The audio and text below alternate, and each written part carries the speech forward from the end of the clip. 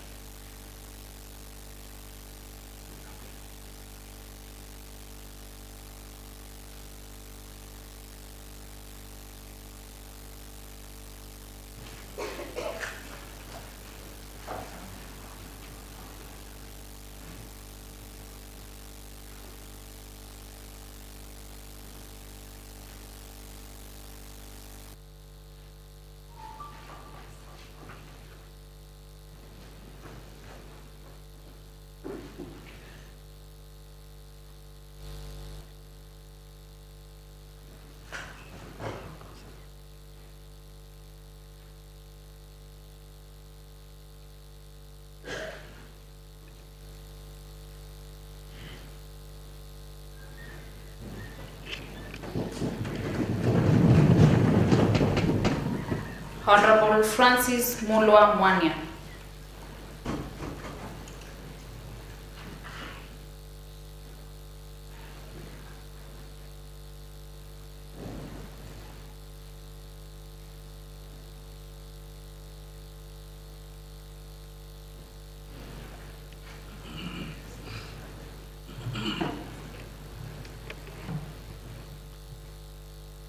I, Francis Mulwa Mwanya. I, Francis Mulwa Mwanya, do swear that I shall always truly and diligently serve the people and the Republic of Kenya in the office of County Assembly Member of Makueni, that I shall diligently discharge my duties and perform my function in the said office to the best of my judgment, that I shall at all times respect, uphold, preserve, protect, and defend the Constitution of the Republic of Kenya, and that I shall do right to all manner of persons in accordance with the Constitution of Kenya and the laws and convention of Parliament, that I shall do justice to all. So help me God.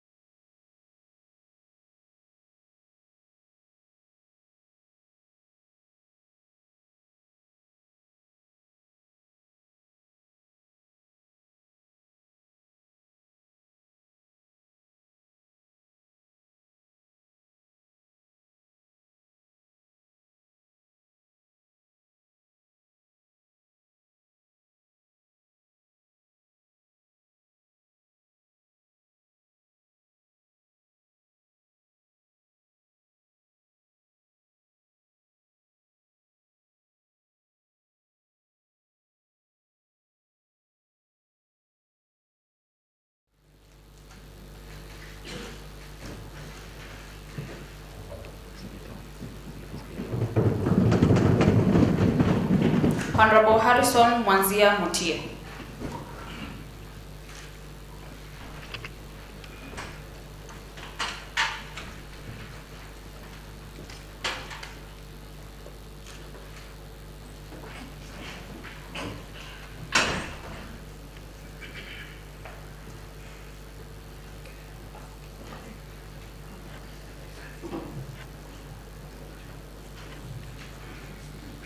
I, Harrison Mwanzia Mutia, do swear that I shall always truly and diligently serve the people and the Republic of Kenya in the office of County Assembly Member of Makueni County. I shall diligently discharge my duties and perform my functions in the said office to the best of my judgment, that I shall at all times respect, hold, preserve, protect, and defend this Constitution of the Republic of Kenya, and that I shall do right to all manner of persons in accordance with the Constitution of Kenya and the laws and conventions of Parliament, that I shall do justice to all. So help me God.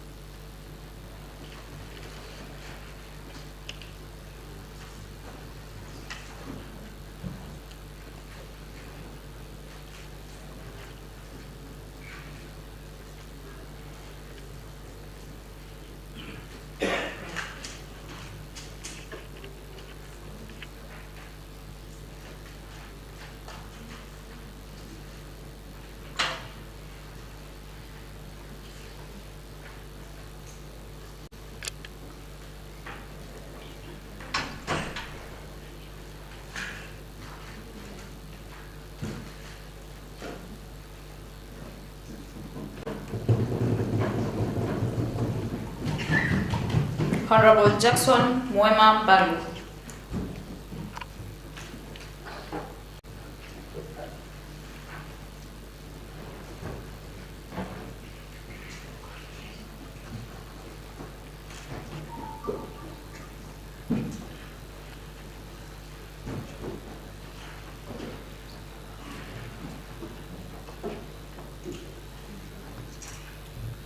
I, Jackson Mwema Mbalu, do swear that I shall always truly and diligently serve the people and the Republic of Kenya in the office of County Assembly Member of Makueni County, that I shall diligently discharge my duties and perform my functions in the said office to the best of my knowledge, my judgment, that I shall at all times respect, uphold, preserve, protect and defend this Constitution of the Republic of Kenya, and that I shall do right to all manner of persons in accordance with the Constitution of Kenya and the laws and conventions of Parliament, that I shall do justice to all.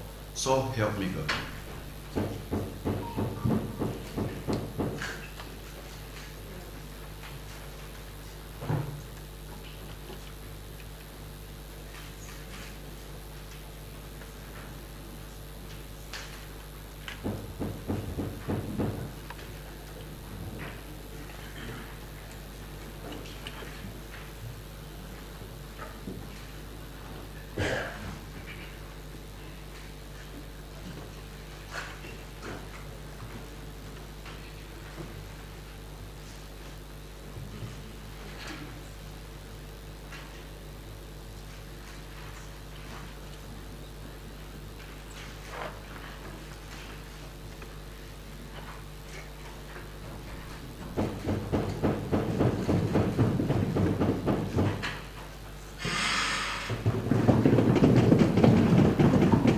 Honorable Jet Kalunda Mwema.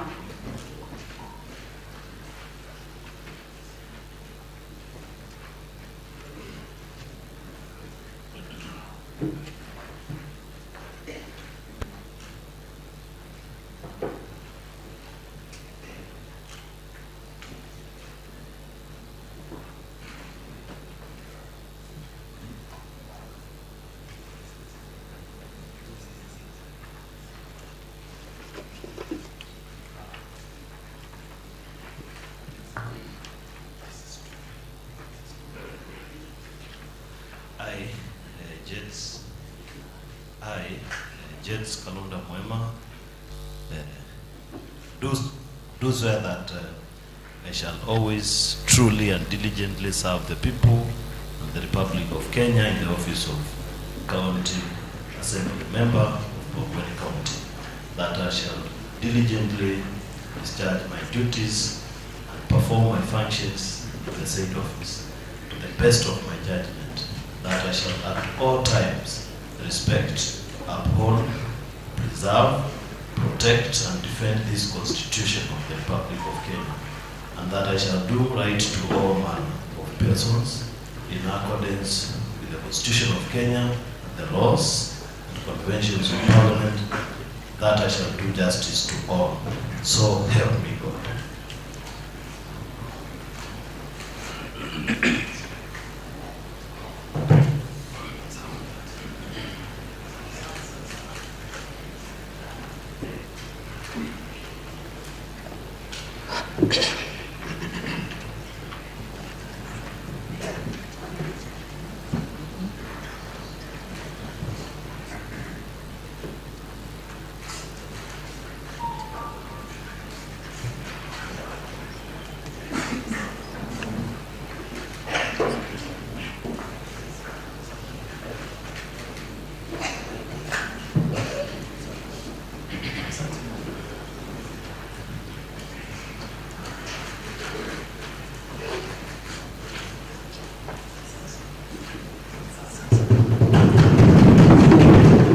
Honorable Jonathan Mwoki Mwaniki.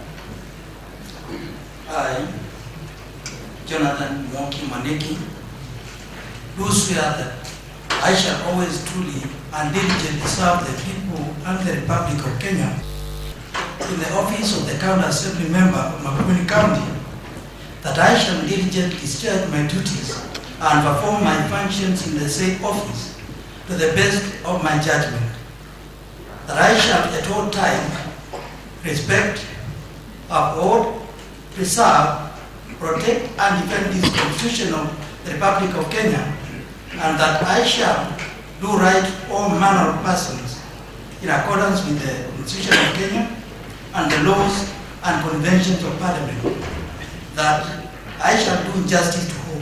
So help me God.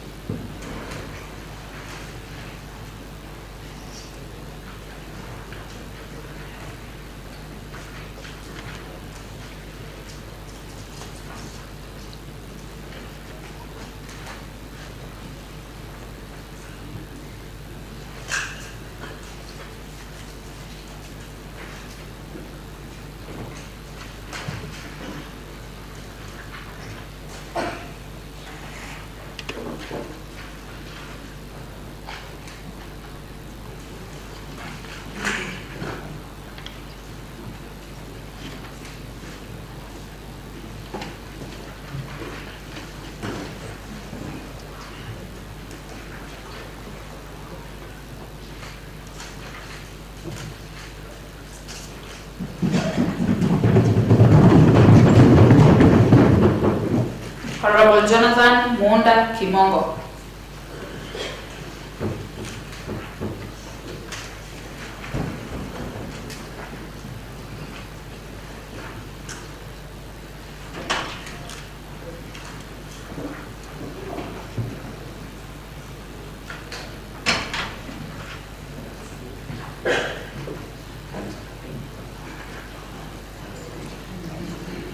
I, Jonathan Munda Kimongo, do swear that I shall always truly and diligently serve the people and the Republic of Kenya in the office of the County Assembly Member of Makueni County. That I shall diligently discharge my duties and perform my functions in the said office to the best of my judgment. That I shall at all times respect, uphold, preserve, protect and defend this Constitution of the Republic of Kenya, and that I shall do right to all manner of persons in accordance with the Constitution of Kenya and the laws and conventions of Parliament, that I shall do justice to all.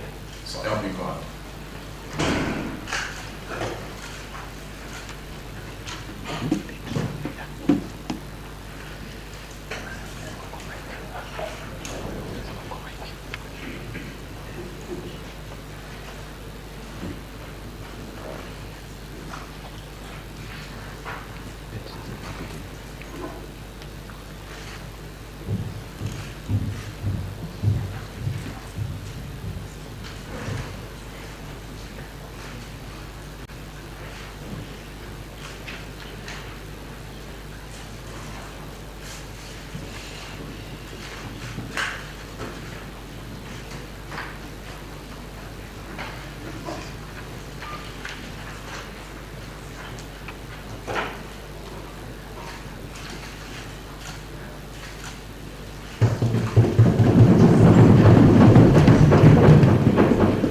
Honorable Joseph Mudini Mwema.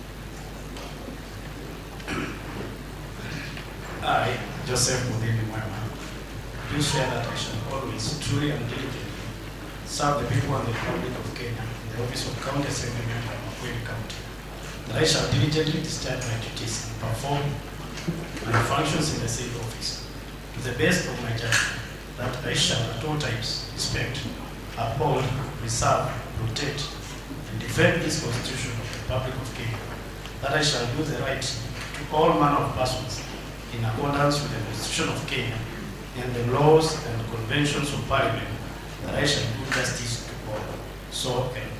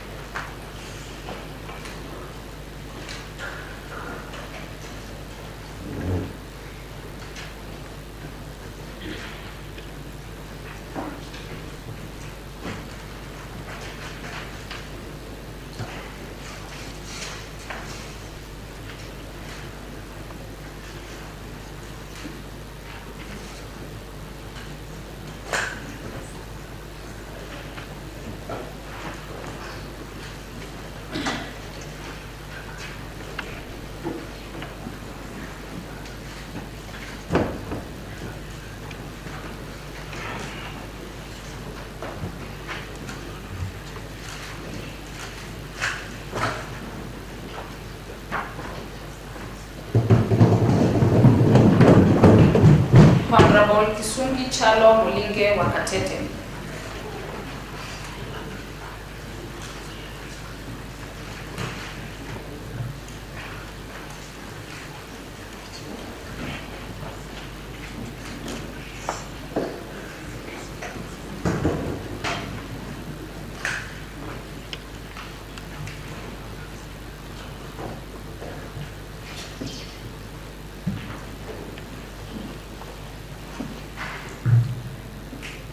I, Kisungi Chalo Mulinge wa Katete, do swear that I shall always truly and diligently serve the people and the Republic of Kenya in the office of the County Assembly Member of Makueni County, that I shall diligently discharge my duties and perform my functions in the same office to the best of my judgment, that I shall at all times respect, uphold, preserve, protect, and defend this Constitution of the Republic of Kenya, and that I shall do right to all manner of persons in accordance with the Constitution of Kenya and the laws and conventions of Parliament, that I shall do justice to all.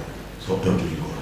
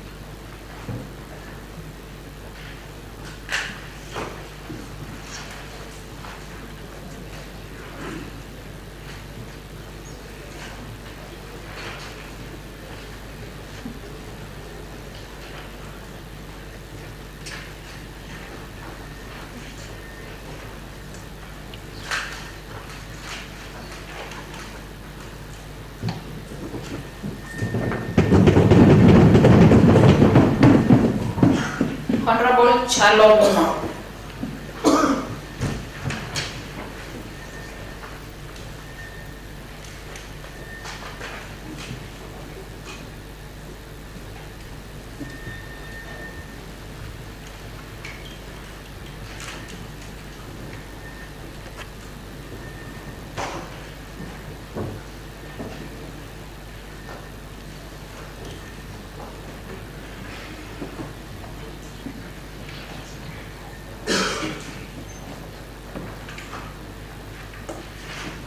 Mimi Chalo Mumo naapa ya kwamba katika kazi zangu za afisi ya mjumbe wa bunge la kaunti ya Makueni nitatekeleza shughuli zangu na kazi zangu za afisi hiyo kwa uwezo wangu wote.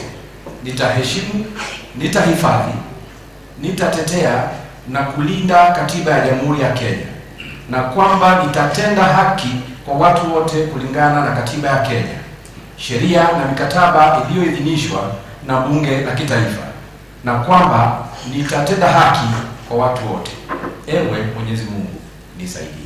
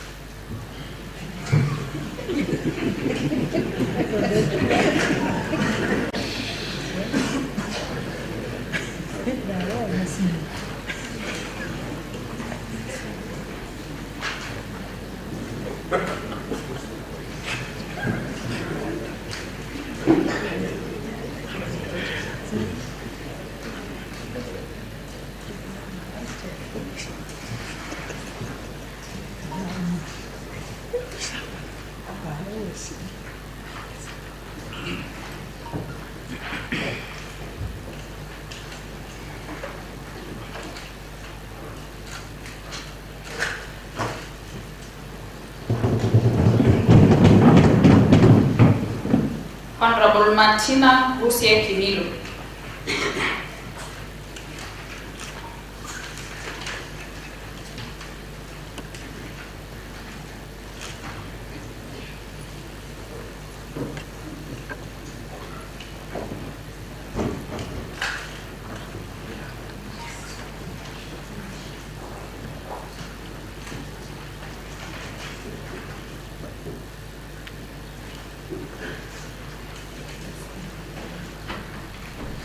I, Martina Busie Kimilu, do swear that I shall always truly and diligently serve the people and the Republic of Kenya in the office of County Assembly Member of Makueni County, that I shall diligently discharge my duties and perform my functions in the same office to the best of my judgment, that I shall at all times respect, uphold, preserve, protect, defend this Constitution of the Republic of Kenya, and that I shall do right to all manner of persons in accordance with the Constitution of Kenya and the laws and conventions of Parliament, that I shall do justice to all.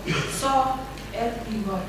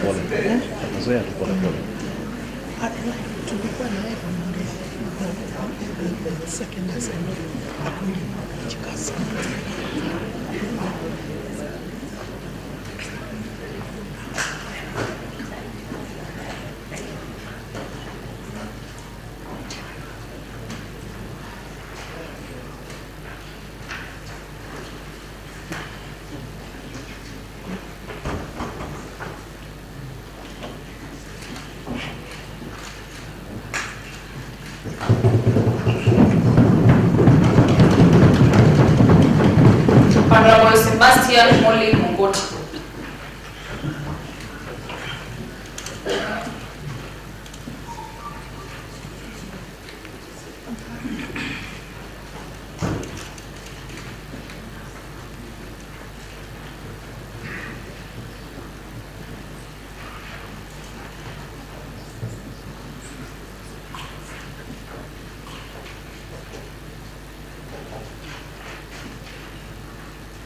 I, Sebastian Mugoti, do swear that I shall always truly and diligently serve the people and the Republic of Kenya in the office of the County Assembly Member of Makueni County. That shall diligently discharge my duties and perform functions in the said office to the best of my judgment. That I shall totally respect, uphold, preserve, protect, and defend the Constitution of the Republic of Kenya, and that I shall do right to all manner of persons in accordance with the Constitution of Kenya and the laws and conventions of Parliament. That I shall do justice for so God help me.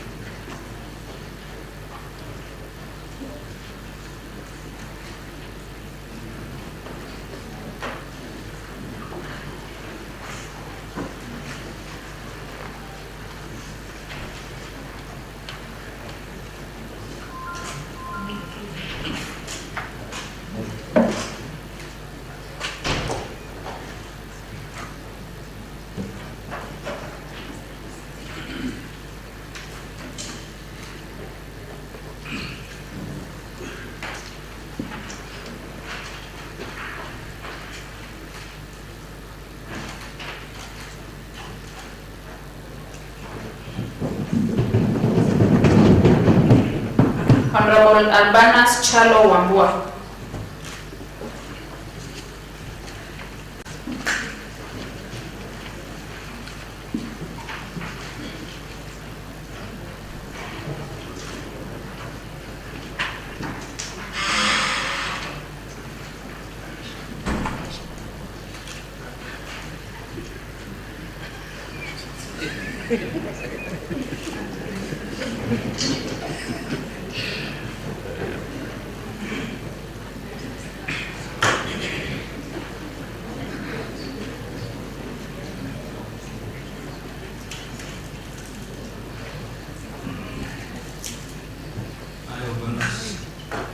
I do swear that I shall always truly and diligently serve the people and the Republic of Kenya in the office of the County Assembly Member of Makueni, that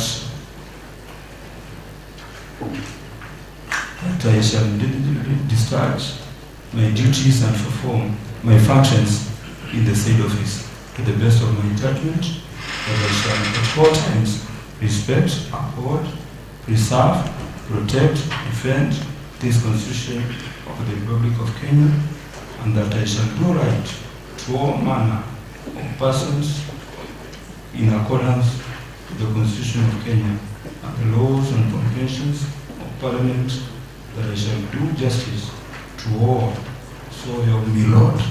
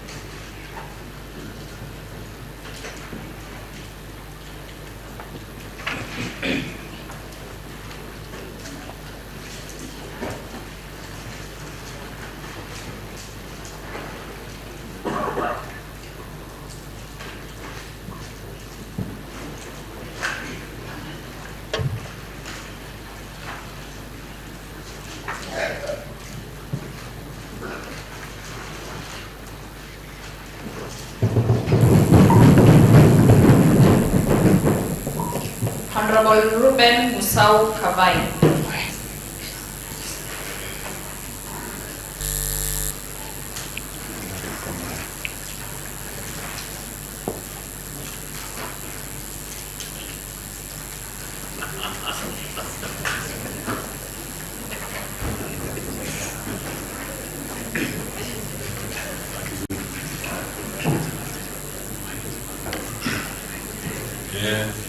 Hi, Honorable Ruben Musagabai.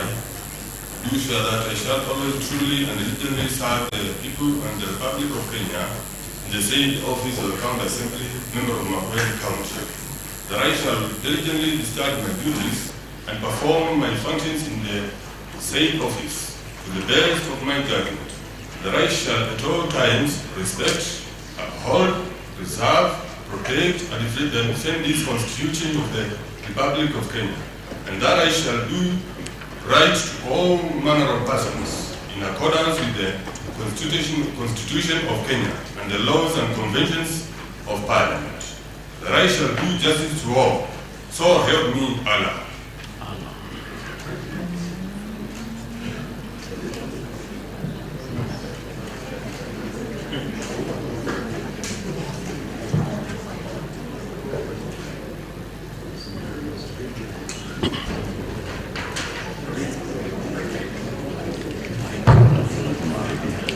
Once more.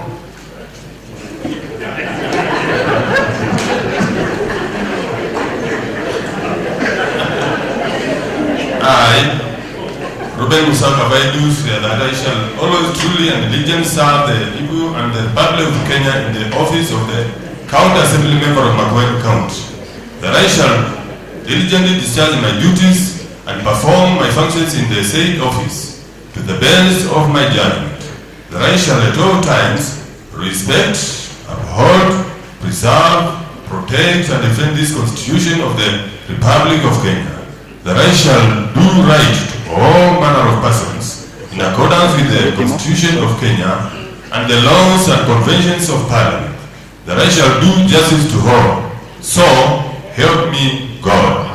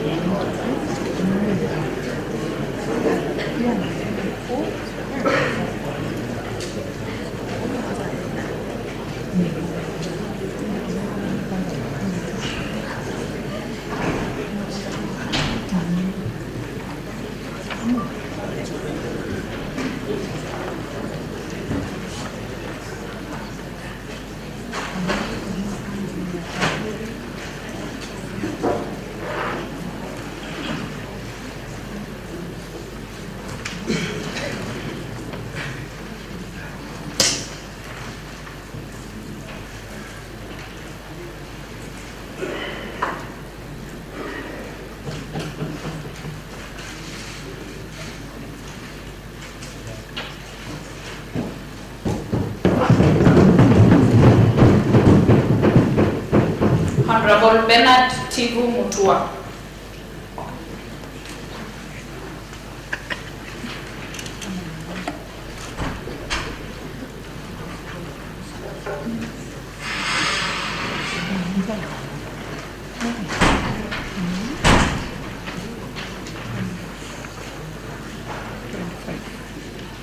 I, Bernard Tigu Mutua, do swear that I shall always truly and diligently serve the people and the Republic of Kenya in the office of the County Assembly member of Makueni County.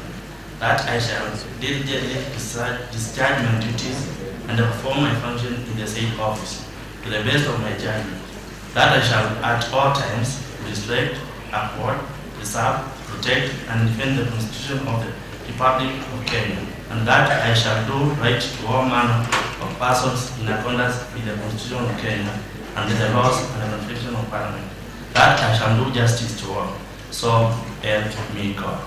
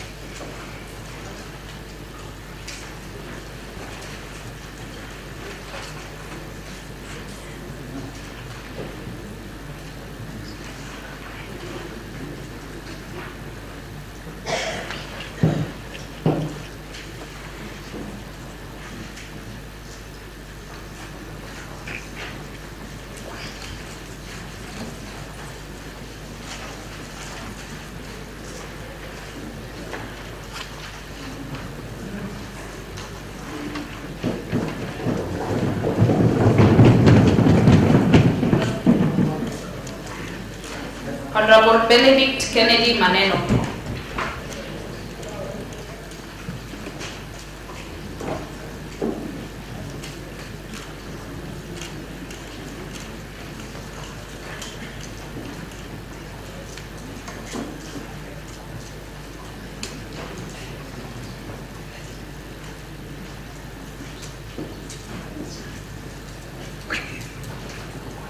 I, Benedict Kennedy Maneno, do swear that I shall always truly and diligently serve the people and the Republic of Kenya in the office of County Assembly Member of Makueni County. That I shall diligently discharge my duties and perform my functions in the said office to the best of my judgment. That I shall at all times inspect, uphold, preserve, protect, and defend this Constitution of the Republic of Kenya, and that I shall do right to all manner of persons in accordance with the Constitution of Kenya and the laws and the conventions of Parliament. That I shall do justice to all. So help me God.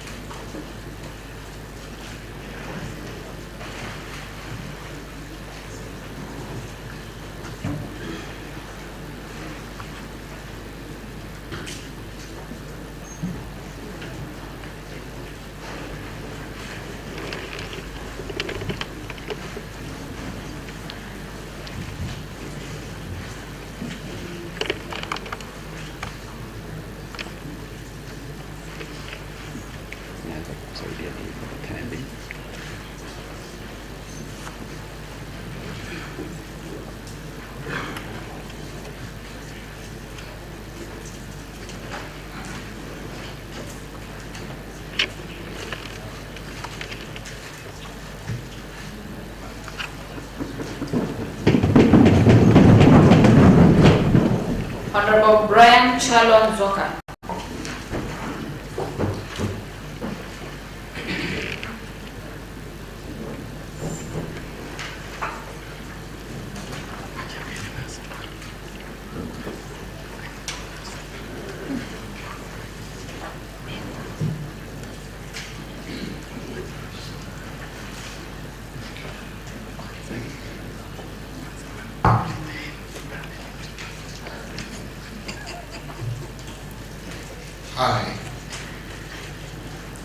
I, Brian Chalo Zoka, do swear that I shall always, truly, and diligently serve the people in the Republic of Kenya in the office of County Assembly Member of Makueni County, that I shall diligently discharge my duties and perform my functions in the said office to the best of my judgment, that I shall at all times respect, uphold, preserve, protect, and defend this Constitution of the Republic of Kenya, and that I shall do right to all manner of persons in accordance with the Constitution of Kenya and the laws and conventions of Parliament, that I shall do justice to all.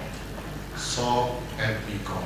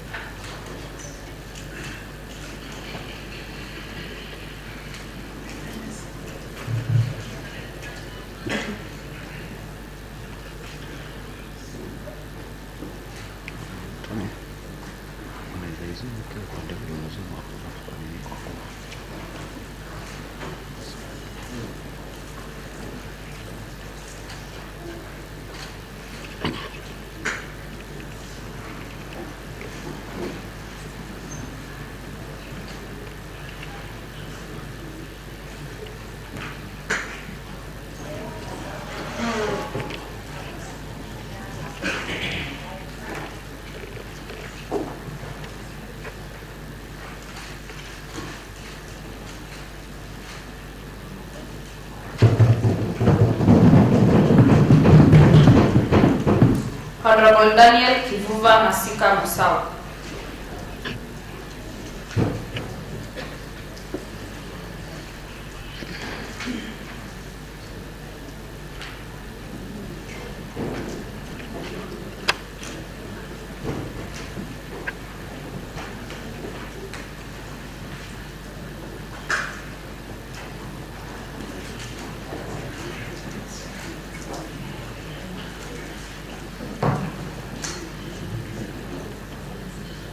I, Daniel Kivuva Masika Musau, do swear that I shall always truly and diligently serve the people and the Republic of Kenya in the office of County Assembly Member of Makueni, that I shall diligently discharge my duties and perform my functions in the said office to the best of my judgment, that I shall at all times respect, uphold, preserve, protect, and defend this Constitution of the Republic of Kenya, and that I shall do right to all man of persons in accordance with the Constitution of Kenya and the laws and constitution of the Parliament, that I shall do justice to all.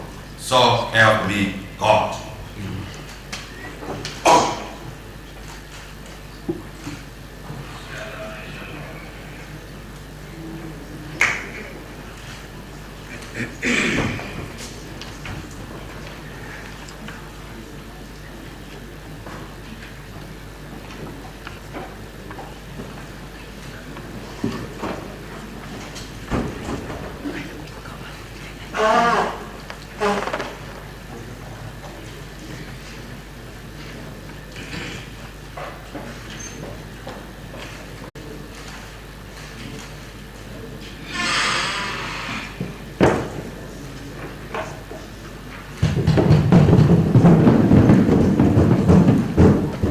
Honorable Darius Kioko Mainga.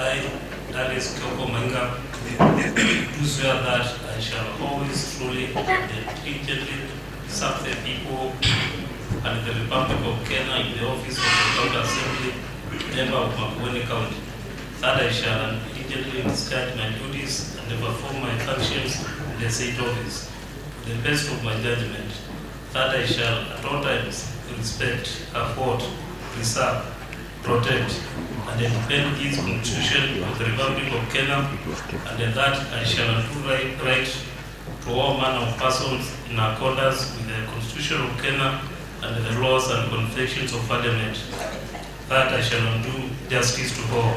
So help me God.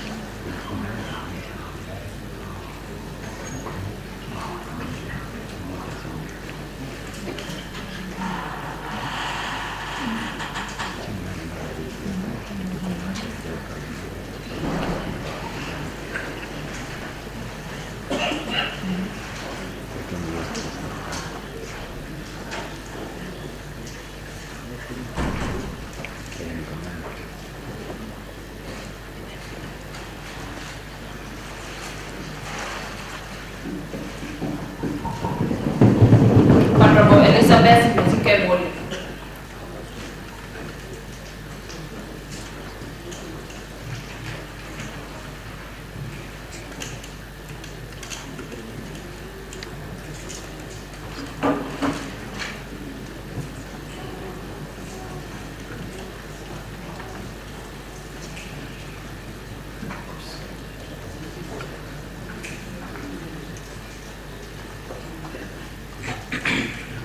I, Elizabeth Mudikemuli, do swear that I shall always, truly and diligently serve the people and the Republic of Kenya in the office of a County Assembly Member of Makueni County, that I shall diligently discharge my duties and perform my functions in the same office to the best of my judgment, that I shall at all times respect, uphold, preserve, protect, and defend this Constitution of the Republic of Kenya, that I shall do right to all manner of persons in accordance with the Constitution of Kenya and the laws and conventions of Parliament, that I shall do justice to all. So help me God.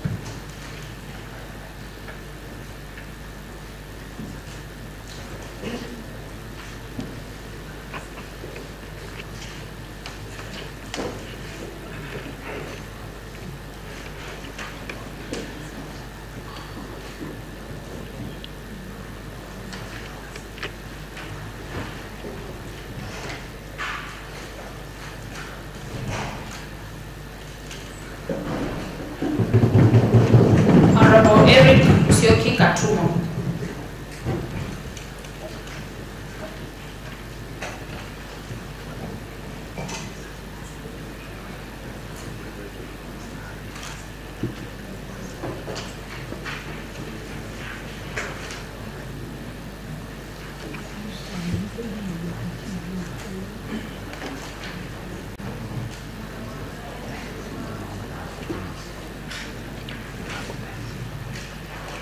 I, Eric Musioki Katumo, do swear that I shall always truly and diligently serve the people and the Republic of Kenya in the office of County Assembly Member of Makueni, that I shall diligently discharge my duties and perform my functions in the said office to the best of my judgment, that I shall at all times respect, uphold, preserve, protect, and defend this Constitution of the Republic of Kenya, and that I shall do right to all manner of persons in accordance with the Constitution of Kenya and the laws and convictions of Parliament, that I shall do justice to all. So help me God.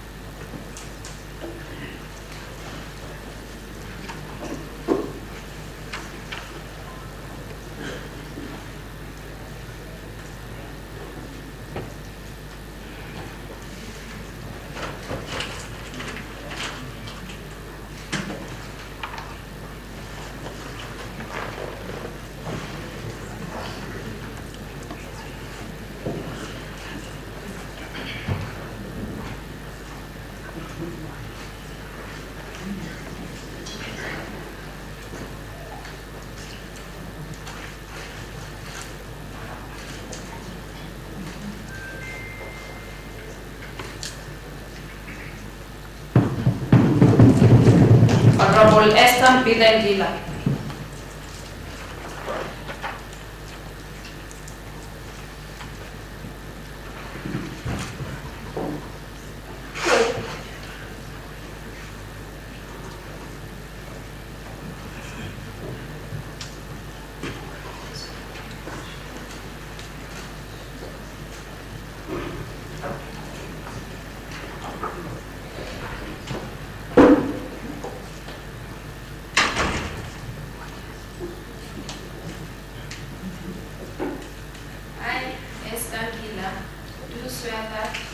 I shall always truly and diligently serve the people and the Republic of Kenya in the office of County Assembly Member of Makueni County, that I shall diligently discharge my duties and perform my function in the said office to the best of my judgment.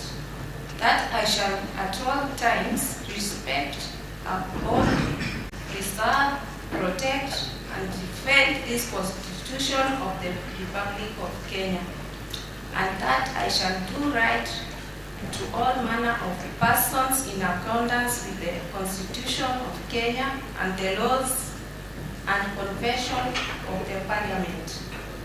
That I shall do justice to all. So help me God.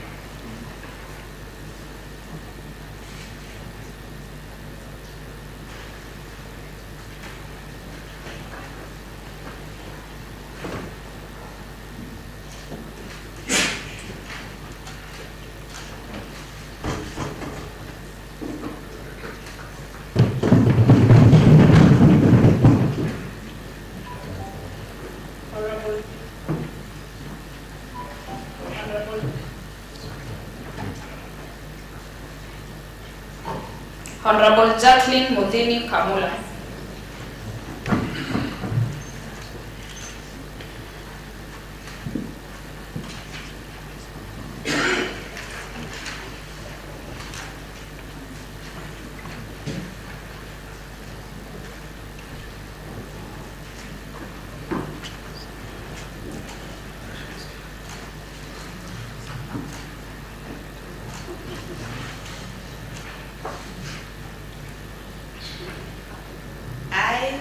Jacqueline Muthini Kamula, do swear that I shall always true and diligently serve the people and Republic of Kenya in the office of the County Assembly, member of Makueni County, that I shall diligently discharge my duties and perform my functions in the said office to the best of my judgment, that I shall at all times respect, uphold, preserve, protect, and defend this Constitution of the Republic of Kenya, and that I shall do right to all manners of persons in accordance with the Constitution of Kenya and the law and the convention of Parliament, that I shall do justice to all. So help me God.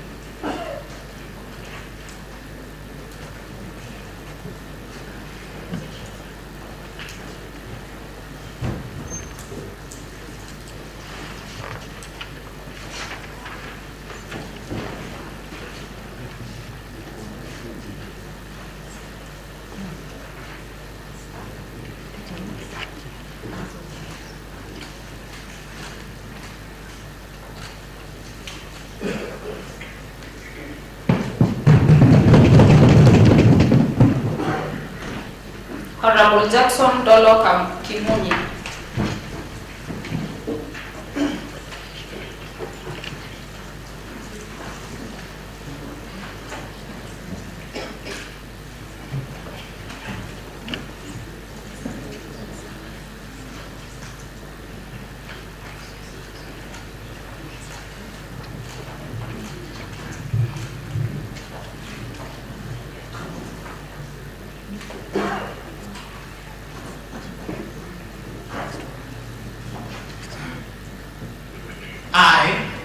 Jackson Dolo Kimunyi, do swear that I shall always truly and diligently serve the people and the Republic of Kenya in the office of County Assembly of Makueni County, that I shall diligently discharge my duties and perform my function in the said office to the best of my judgment, that I shall at all times respect, uphold, preserve, protect, and defend this Constitution of the Republic of Kenya, and that I shall do right to all manner of persons in accordance with the Constitution of Kenya and the laws and convention of Parliament, that I shall do justice to all. So help me God.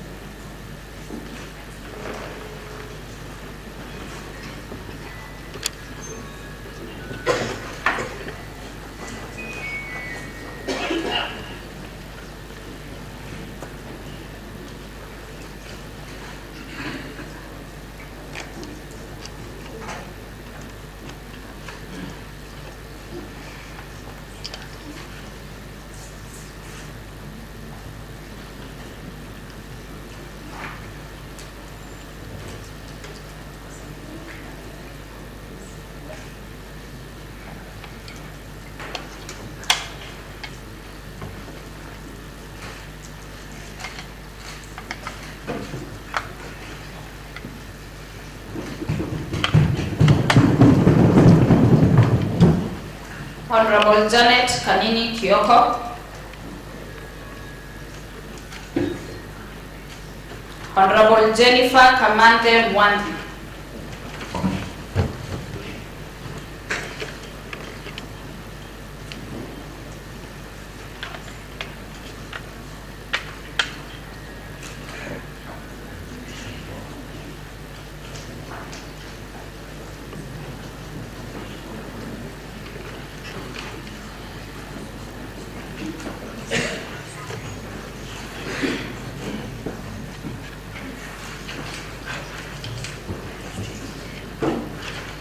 I, Jennifer Kamande Mwandi, do swear that I shall always, truly and diligently serve the people and the Republic of Kenya in the office of the County Assembly, member of Makueni County, that I shall diligently discharge my duties and perform my functions in the said office to the best of my judgment, that I shall at all times respect, uphold, preserve, protect, and defend this Constitution of the Republic of Kenya, and that I shall do right to all manner of persons in accordance with the Constitution of Kenya and the laws and conventions of Parliament, that I shall do justice to all.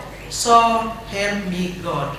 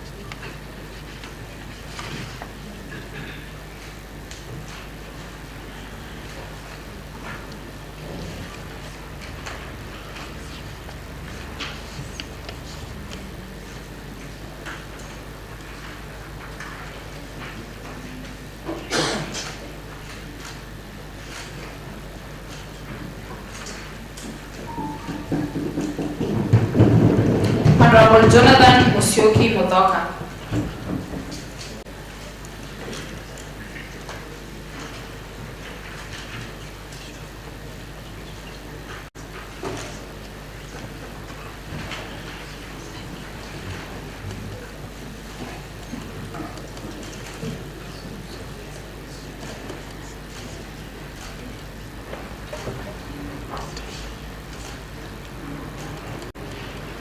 I, Jonathan Musyoki Muthoka, do swear that I shall always truly, diligently serve the people, the Republic of Kenya in the office of the County Assembly Member of Makueni County. That I shall diligently discharge my duties and perform my functions in the said office to the best of my judgment, and that I shall at all times respect, uphold, preserve, protect, and defend this Constitution of the Republic of Kenya, and that I shall do right to all manner of persons in accordance with the Constitution of Kenya and the laws and the conventions of Parliament, that I shall do justice to all, so help me God.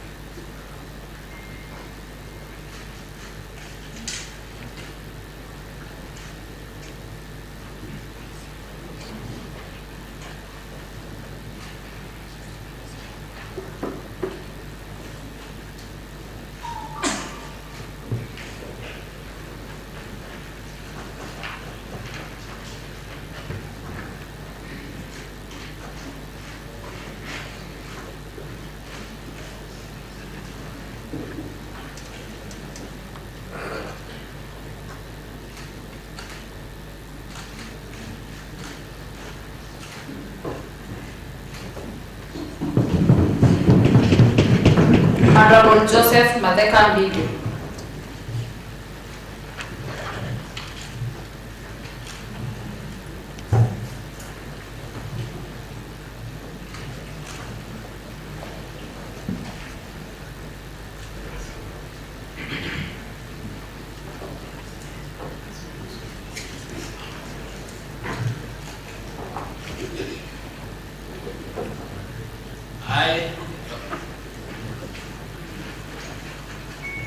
I, Joseph Madeka, do swear that I shall always truly and diligently serve the people and the Republic of Kenya in the office of County Assembly Member of Makueni County, that I shall diligently discharge my duties and perform my functions in the said office to the best of my judgment, that I shall at all times respect, uphold, preserve, protect and defend this Constitution of the Republic of Kenya, and that I shall do right to all manner of persons in accordance with the Constitution of Kenya and the laws and the conventions of the Parliament, that I shall do justice to all, so help me God.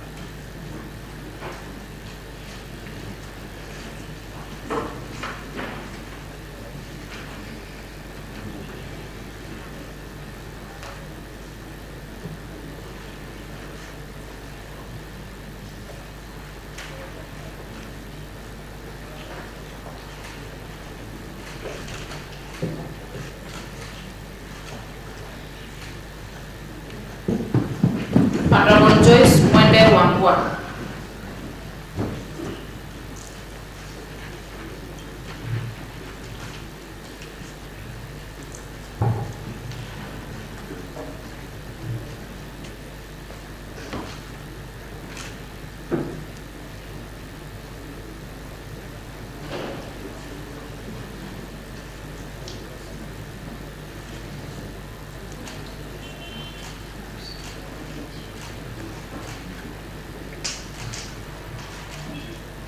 Joyce Mwende Wambua, do swear that I shall always truly and diligently serve the people and the Republic of Kenya in the office of County Assembly Member of Makueni County, that I shall diligently discharge my duties and perform my functions in the said office, to the best of my judgment, that I shall at all times respect, uphold, preserve, protect and defend this Constitution of the Republic of Kenya, and that I shall do right to all manner of persons in accordance with the Constitution of Kenya and the laws and conventions of Parliament, that I shall do justice to all.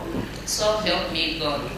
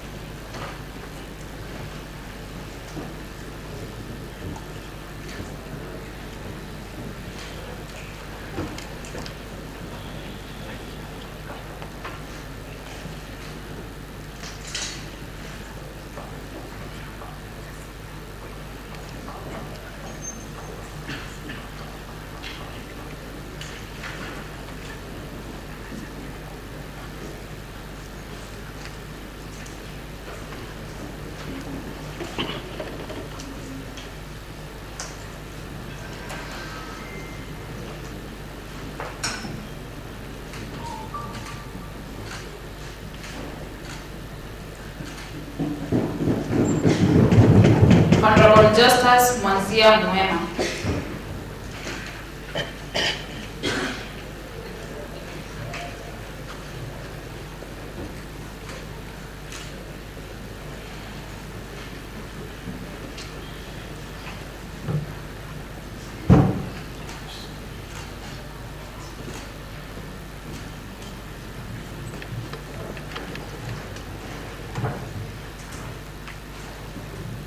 I, Justice Mwanzia Mwema, do swear that I shall always truly and diligently serve the people and the Republic of Kenya in the office of County Assembly Member of Makueni County, that I shall diligently discharge my duties and perform my functions in the same office, to the best of my judgment, that I shall at all times respect, hold, preserve, protect, and defend this Constitution of the Republic of Kenya, and that I shall do right to all manner of persons in accordance with the Constitution of Kenya and the laws and conventions of Parliament, that I shall do justice to all. So help me God.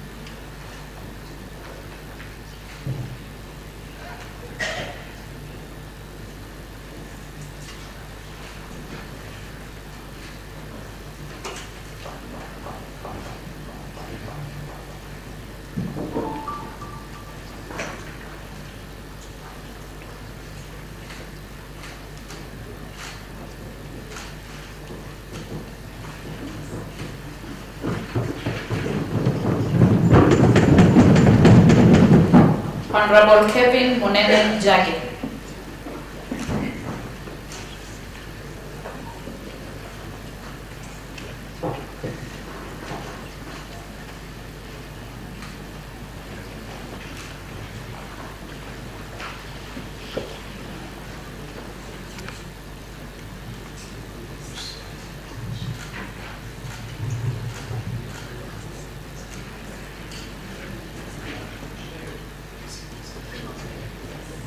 I, Kevin Munene Njagi, do swear that I shall always truly and diligently serve the people and the Republic of Kenya in the office of County Assembly Member of Makueni County, that I shall diligently discharge my duties and perform my function in the said office to the best of my judgment, that I shall at all times respect, uphold, preserve, protect, and defend this Constitution of the Republic of Kenya, and that I shall do right to all manner of persons in accordance with the Constitution of Kenya and the laws and Convention of Parliament, that I shall do justice to all.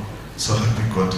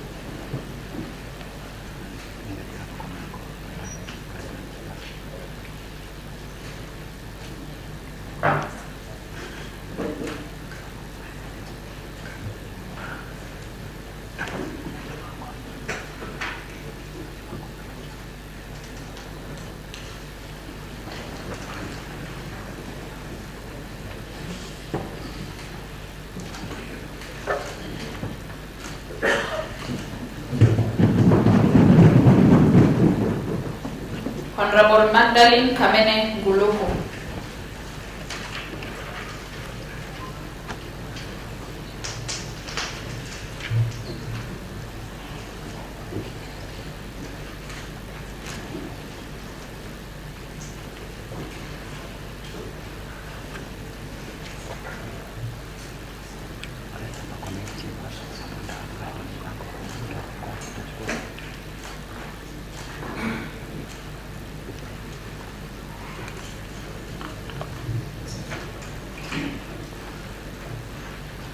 I, Magdalene Kamene Nguluko, do swear that I shall always truly and diligently serve the people and the Republic of Kenya in the office of County Assembly Member of Makueni County, that I shall diligently discharge my duties and perform my functions in the said office to the best of my judgment, that I shall at all times respect, uphold, preserve, protect, and defend this Constitution of the Republic of Kenya, and that I shall do right to all manner of persons in accordance with the Constitution of Kenya and the laws and the Convention of Parliament, that I shall do justice to all.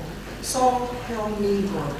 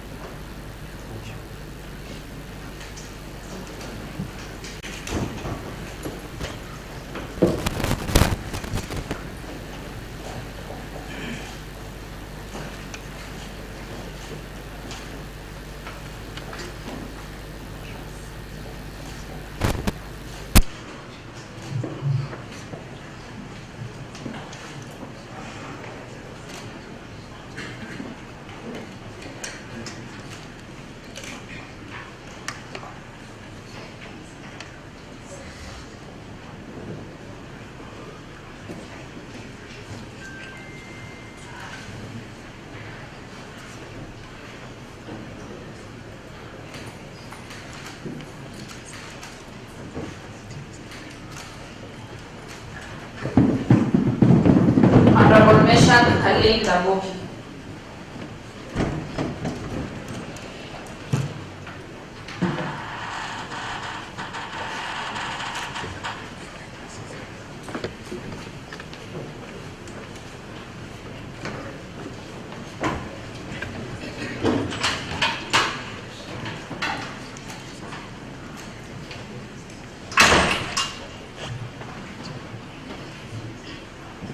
I, Meshach Kalina Buki, do swear that I shall always truly and diligently serve the people and the Republic of Kenya in the office of County Assembly, member of Makueni County, that I shall diligently serve and discharge my duties and perform my functions in the said office to the best of my judgment, that I shall at all times respect, uphold, preserve, protect, defend this Constitution of the Republic of Kenya, and that I shall do right to all manner of persons in accordance with the Constitution of Kenya and the laws and the conventions of the Parliament, that I shall do justice to all. So help me God.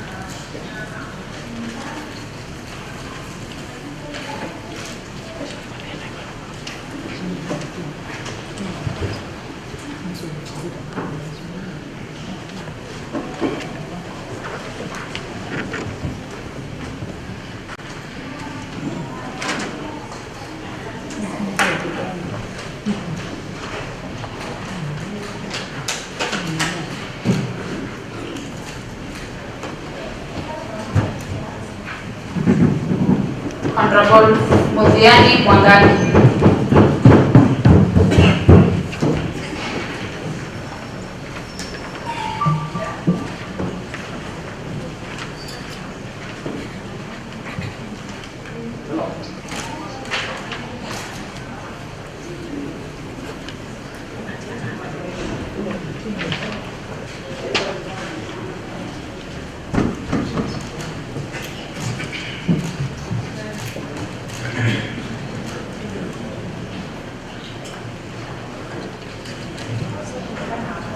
I, Muthiani Mwangani, I do swear that I shall always truly and diligently serve the people of the Republic of Kenya in the office of County Assembly Member of Makueni County, that I shall diligently discharge my duties and perform my function in the said office to the best of my judgment, that I shall at all times respect, uphold, preserve, protect, and defend this Constitution of the Republic of Kenya, and that I shall do right to all manner of persons in accordance with the Constitution of Kenya and the law and conversion of Parliament, that I shall do justice to all. So help me God.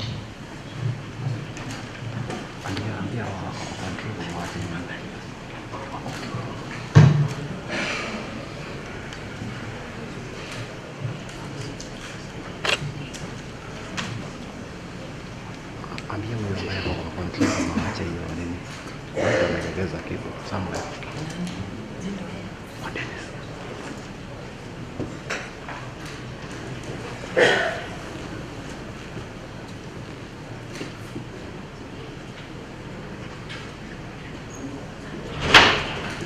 Ambia chimba siku kwa mashinda waache nini. Hizo kitu wanaguza guza hapo.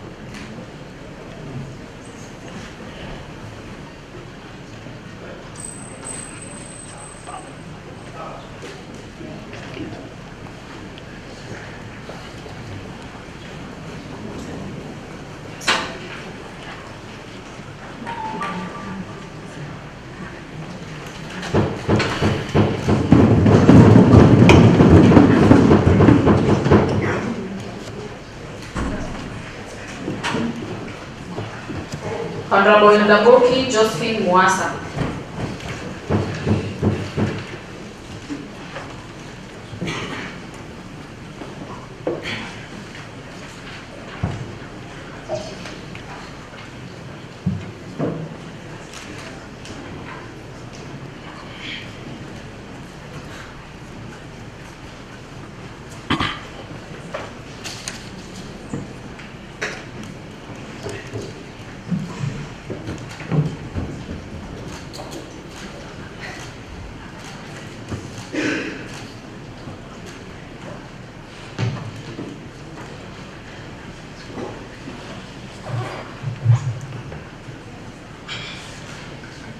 I, Ndamuki Josephine Mwasa, do swear that I shall always truly and diligently serve the people of the Republic of Kenya in the office of County Assembly Member of Makueni County, that I shall diligently discharge my duties and perform my functions in the said office to the best of my judgment, that I shall at all times respect, uphold, preserve, protect, and defend this Constitution of the Republic of Kenya, and that I shall do right to all manner of persons in accordance with the Constitution of Kenya and the laws and convention of Parliament, that I shall do justice to all. So help me God.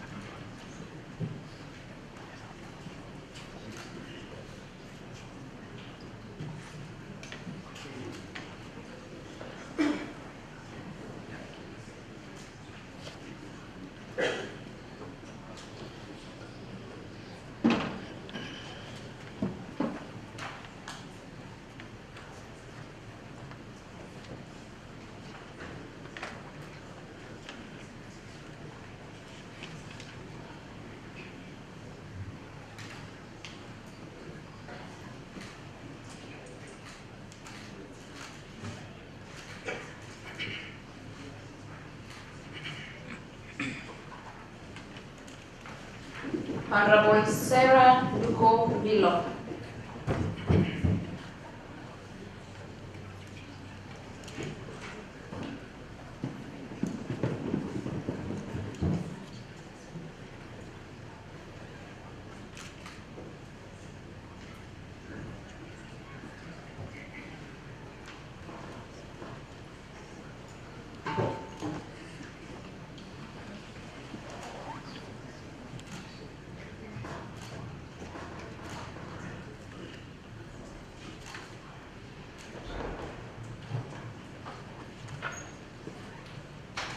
I, Sarah Luko Bilo, do swear that I shall always truly and diligently serve the people and the Republic of Kenya in the office of the County Assembly Member of Makueni County, that I shall diligently discharge my duties and perform my functions in the said office to the best of my judgment, that I shall at all times respect, uphold, preserve, protect, and defend this Constitution of the Republic of Kenya, that I shall do right to all manner of persons in accordance with the Constitution of Kenya and the laws and the conventions of Parliament, that I shall do justice to all. So help me God.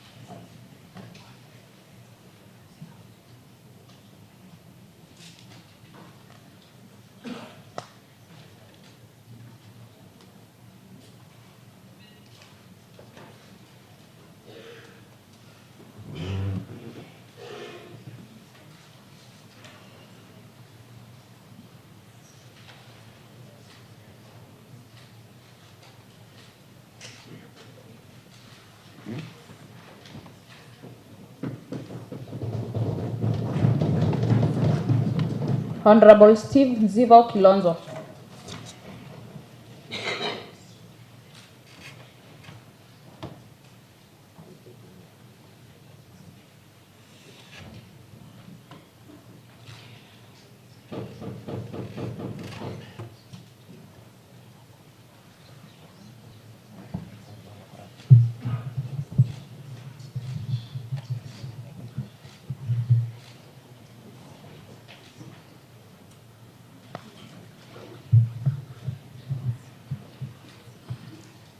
I, Steve Nzivo Kilonzo, details, do swear that I shall always truly and diligently serve the people at the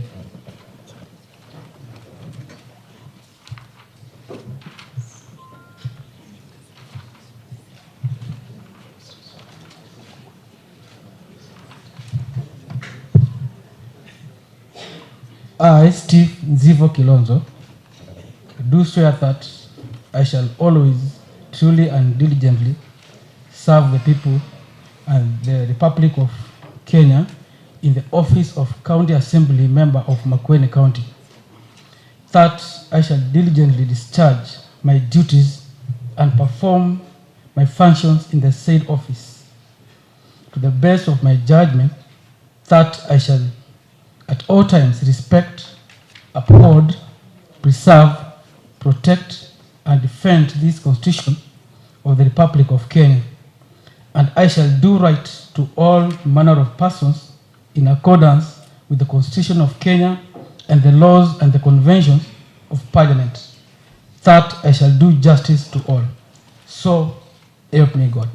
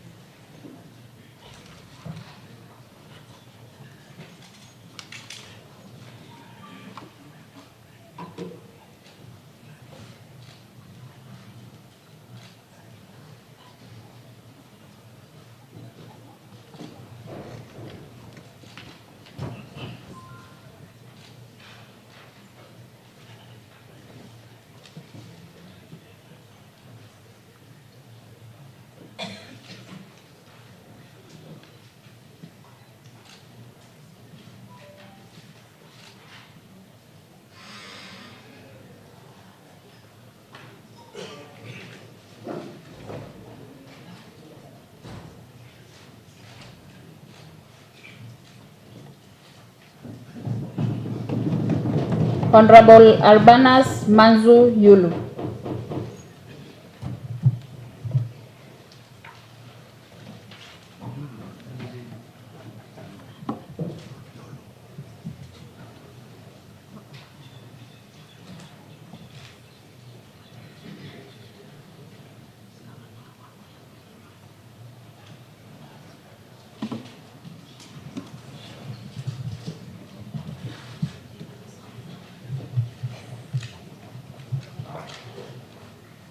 I, Albanas Manziulu, do swear that I shall always truly and diligently serve the people and the Republic of Kenya in the office of County Assembly Member of Makueni County.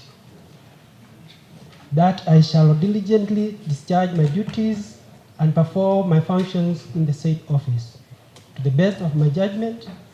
That I shall at all times respect, uphold, preserve, protect, and defend this Constitution of the Republic of Kenya. And that I shall do right to all manner of persons in accordance with the Constitution of Kenya and the laws and conventions of Parliament. That I shall do justice to all. So help me God.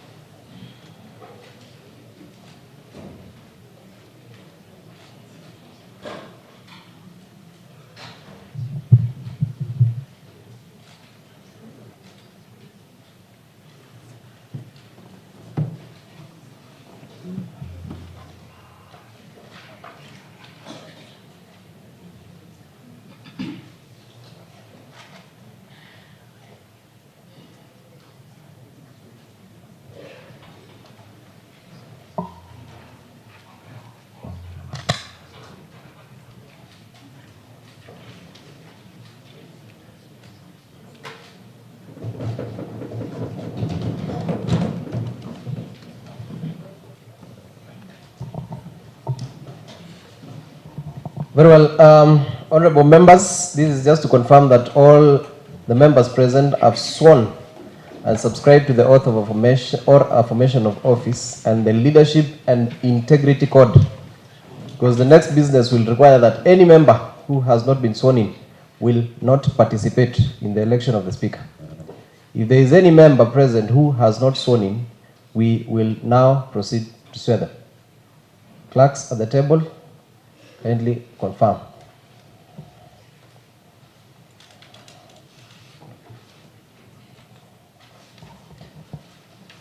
Very well, honorable members, it has been confirmed that every member present has been sworn in. A total of 47 of the 48 members have taken oath of office. Allow me to take this opportunity to congratulate you all on your accession to the office of Member of County Assembly of Makueni in accordance with Article 74 of the Constitution. Next order.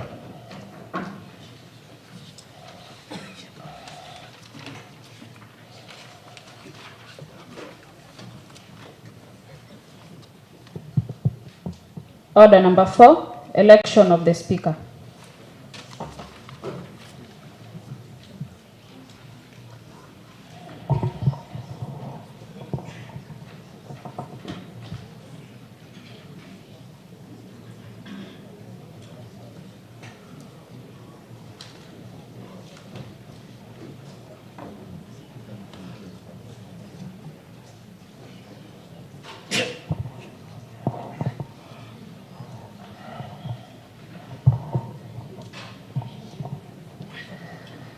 Honorable members, I have a communication to make regarding the procedure to be followed in the election of the Speaker of the County Assembly. Clerks at the table, kindly first confirm that we have quorum.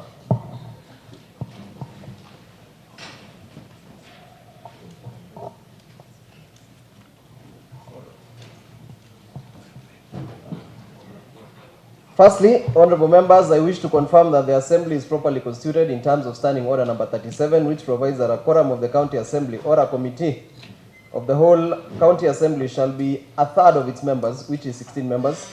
From my count and looking at the membership seated in the Assembly, I can confirm that the Assembly is properly seated, having attained the 16 members minimum required. Honorable members, His Excellency the Governor of Makueni County notified this first sitting of the Third Assembly of Makueni through Gazette Notice number 10996 of 2022, dated on the 14th of September 2022.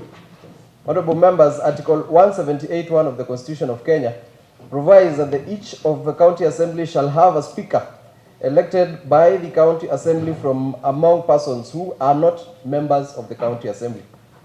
In furtherance of the foregoing, Standing Order number 6(1) of the County Assembly Standing Orders provides thus: a speaker shall be elected when the County Assembly first meets after a general election and before the County Assembly proceeds with the dispatch of any other business except the administration of oath or affirmation of office to members present. Accordingly, the office of the Speaker became vacant at the commencement of this sitting today in the morning. I will proceed to detail each such activity and the manner in which we have complied with the standing orders.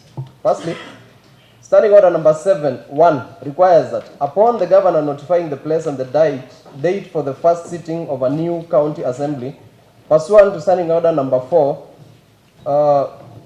the clerk shall not, by notice in the Gazette, notify that fact and invite interested persons to submit their nomination papers for election to the office of the Speaker.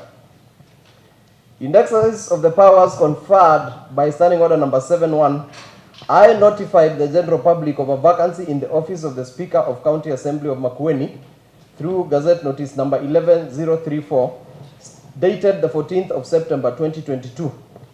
Accordingly, I publicized the declaration of the vacancy by advertisement in one newspaper of national circulation, the Standard newspaper of the 15th of September 2022. In the notice and advert, I invited interested persons who qualify to be elected as members of County Assembly but are not such members to submit their nomination papers for election of the Speaker of County Assembly. Honorable members, for the position of Speaker of the County Assembly, the following candidates collected nomination papers as at the close of the nomination period, which was Monday, 9 a.m. 1. Mr. Justus Mutunga Mutuku. Number 2, Mr. Stephen Mutunga Ngelu. Number 3, Professor Philip Kaloki. Number 4, Mr. Douglas Mbilu. Number 5, Mr. Dennis Mungata. Number 6, Mr. Jinani Nzioki Mbiuva. Number 7, Mr. Mwema Ndungi. Number 8, Mr. Japheth Katumo.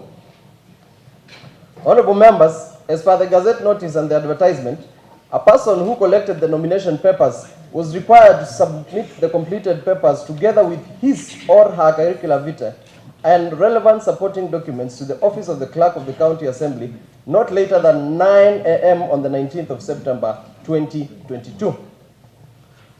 At the close of the nomination period, which was on the Monday, 19th of September at 9 a.m., the following 6 persons had submitted their nomination papers for election as Speaker of the County Assembly of Makueni. Number 1, Mr. Stephen Mutunga Ngelu. Number 2, Professor Philip Kaloki. Number 3, Mr. Douglas Mbilu. Number 4, Mr. Dennis Mungata.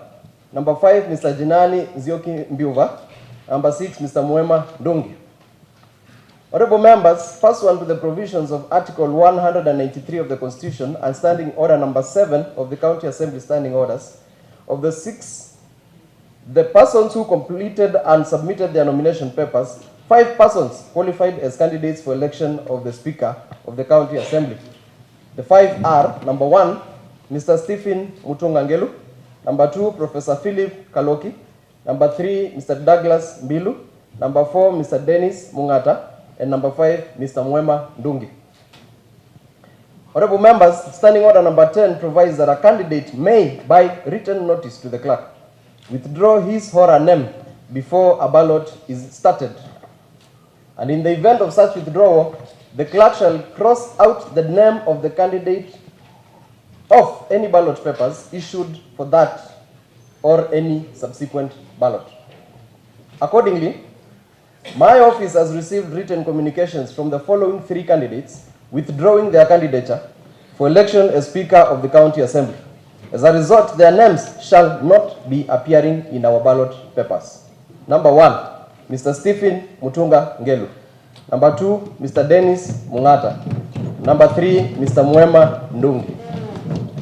Secondly, honorable members, Standing Order number 7.4 requires that the clerk shall maintain a register in which shall be shown the date and time when each candidate's nomination papers were received, and shall ascertain that each such candidate for election to the office of the Speaker is qualified to be elected as such under Article 193 of the Constitution. I hereby confirm that a register has been maintained in accordance with the requirements of this Standing Order. Thirdly, honorable members, Standing Order number 7.5 requires that immediately upon the close of the nomination period provided for in paragraph 2, the clerk shall A. Publicize and make available to all members a list showing all qualified candidates. B. Make available to all members copies of the CV, curriculum vitae of the qualified candidates. Honorable members, I hereby confirm that a list showing all qualified candidates was publicized and was made available to all members. I further confirm that I made available to all members a list with extracts of the curriculum vitae for the qualified candidates. Honorable members, Standing Order number 8 provides that the election of the Speaker shall be by secret ballot.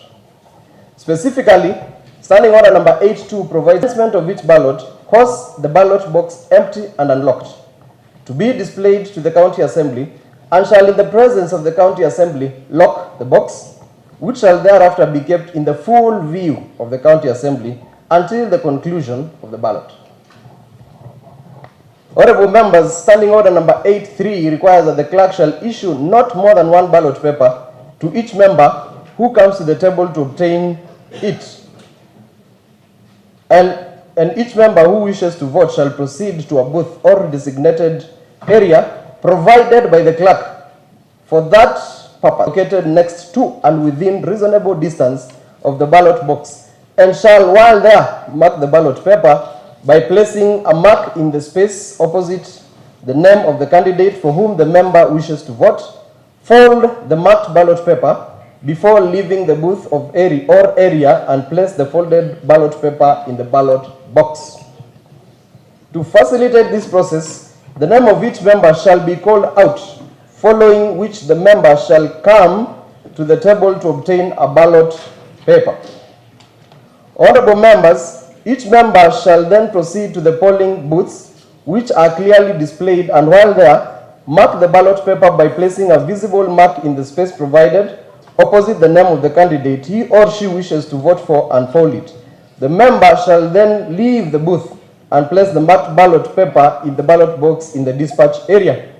The polling booth is to my right. Honorable members, Standing Order number 84 provides that a member who, before the conclusion of a ballot, has marked a paper in error may, by returning it to the clerk, obtain another in its place, and the clerk shall immediately cancel and destroy the paper so returned. Honorable members, when it appears, for this case, we'll have two booths, one on my right and one on my left. The members seated on my left will vote from here. The members seated on my right will vote from the booth here. I direct that you move that podium. Honorable members,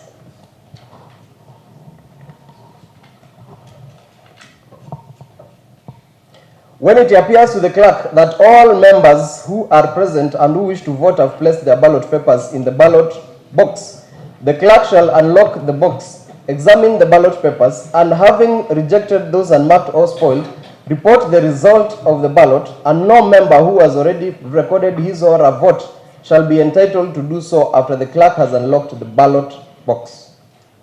Standing Order number 87 provides that a ballot paper is spoiled if, in the clerk's opinion, it does not identify the candidate purported to be selected by the member voting.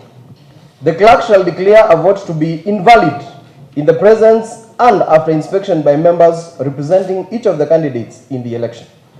The counting of the ballots shall take place in the presence of all members and members appointed as agents or representatives by the candidates. So I will shortly be asking for agents of the candidates to come forward.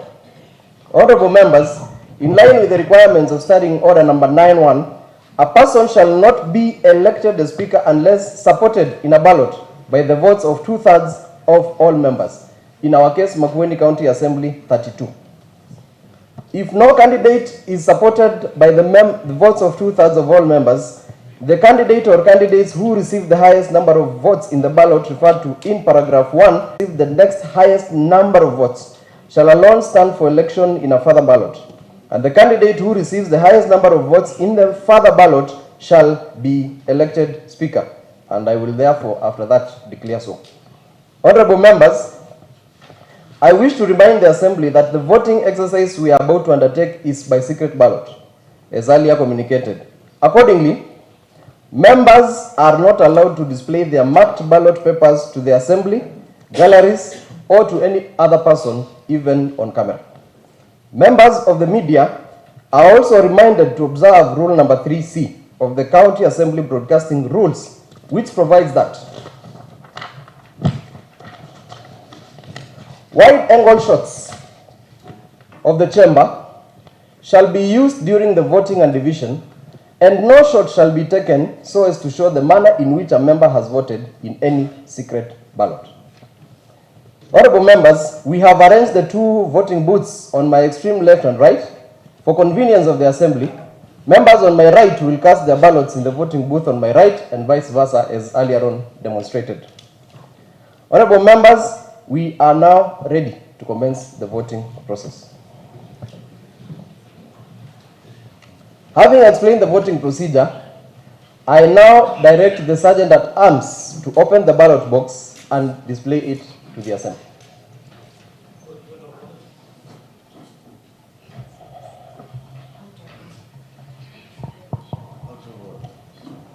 Yes, member for Kikumbulu, sir. Thank you, Honorable Speaker. We want to appreciate you for the moving remarks and also guiding the members on how to vote. But we really feel, because the standing orders provide that it is a secret ballot.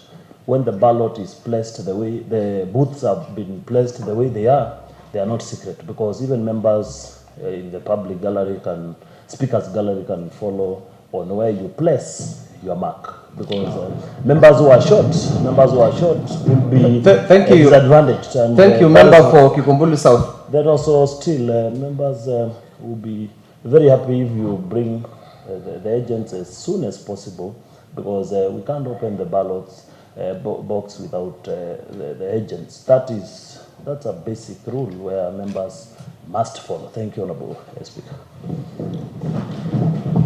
Thank you, member for Kikumbulu South. How, in your opinion, is the booth supposed to be placed so that it is a secret ballot? Thank you, Honorable Clerk.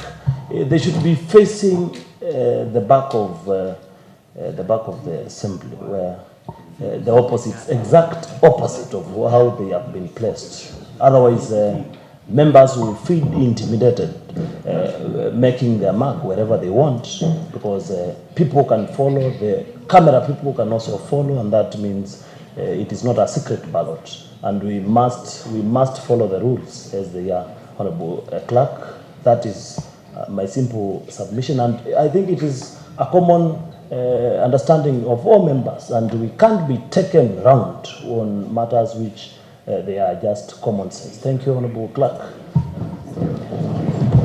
Thank you, Honorable Member for. Thank you, Honorable Member for Kikumbulu South. The chair will soon give a determination on that matter. All right.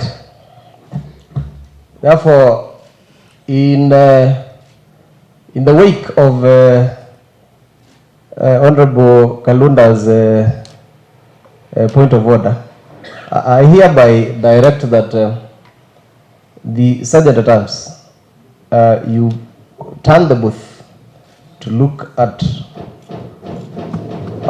the member and provide adequate space for the member to be standing and be able to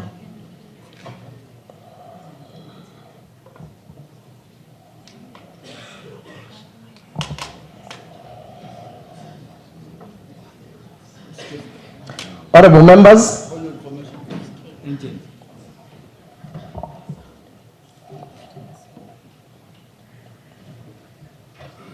member for Kikumbulu North. Thank you, Mr. Speaker. Mr. Speaker, this being a secret ballot, it is important also for members to note. The secret means secret. If it becomes an open, it goes contrary to the purpose of the secret ballot. So, Mr. Speaker, members should be cautioned what secret means. Because anything that appears to be seen by anybody or using a camera, it should be disqualified, because that is what a secret ballot is. It is not an open ballot. So, just for caution purpose, Mr. Speaker, I would expect you to give that caution to members so that we all get to operate on the same line. Thank you.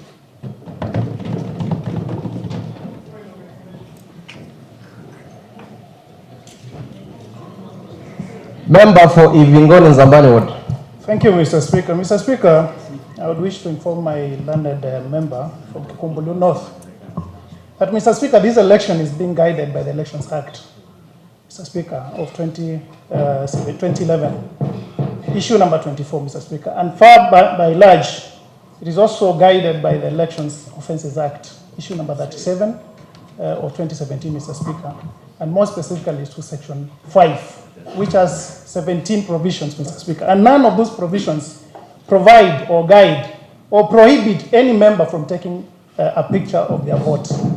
Mr. Speaker, in my own knowledge, a secret ballot fails to be a secret ballot if the identity of the voter is manifested on the ballot paper. And therefore, Mr. Speaker, without that, if there is no identity of the voter on the ballot paper, then it remains a secret ballot. To protect the rights of these members, of the voters, Mr. Speaker, I urge you at this point in time to provide the specific provision that bars members from taking a picture of their vote. Thank you, Mr. Speaker.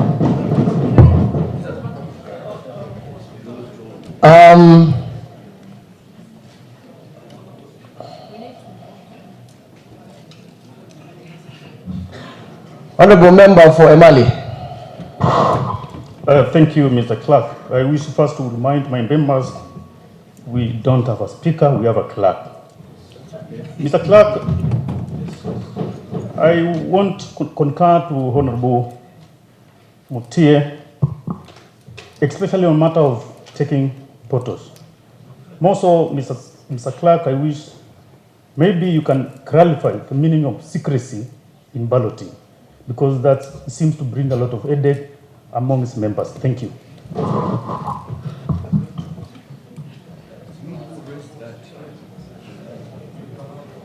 Member for Ilima.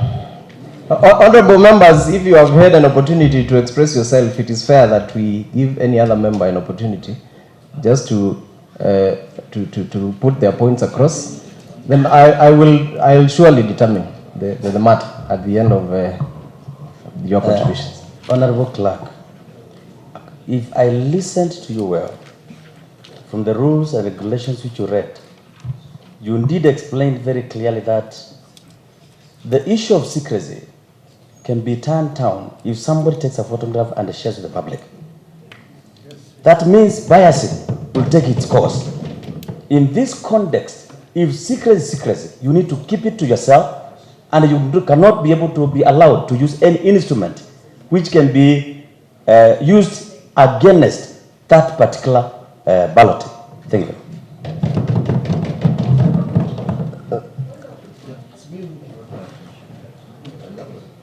Member for Tulimani. Thank you, Mr. Clerk. Mr. Clerk, as it is, this is a house of rules and procedures. And Mr. Clerk, what we are about to do will benefit the people of Makueni. Mr. Clerk, a fair election is that everyone is given fairness. Mr. Clerk, when it comes, because if you listen to members who are raising these points, who have also the right to do that, Mr. Clerk, I would propose, and of course we wait for your wisdomic decision on this matter, that no photo taking should be allowed in that ballot, because, Mr. Speaker, you can read some mischief, Mr. Speaker. You can read malice, Mr. Speaker. We want the people of Makueni to bear the best of their choice, Mr. Speaker. I stand guided. Honorable members, I wish to take two last contributions, one from Honorable Magdalene Mulwa and from Honorable Janet Mwikali Gitunga, and I will surely rule on that matter. Asante sana Mheshimiwa Spika, kwanza nashukuru. Napea waheshimiwa wenzangu pongezi sana kwa kula kiapo siku ya leo waliochaguliwa kule mashinani. Pole sana Bwana Clerk. Bwana Clerk, kitu ya siri ni siri. Kupicha ni kupichana. Huwezi ukaambia mtu umejipicha na uinue mkono umwambie niko hapa.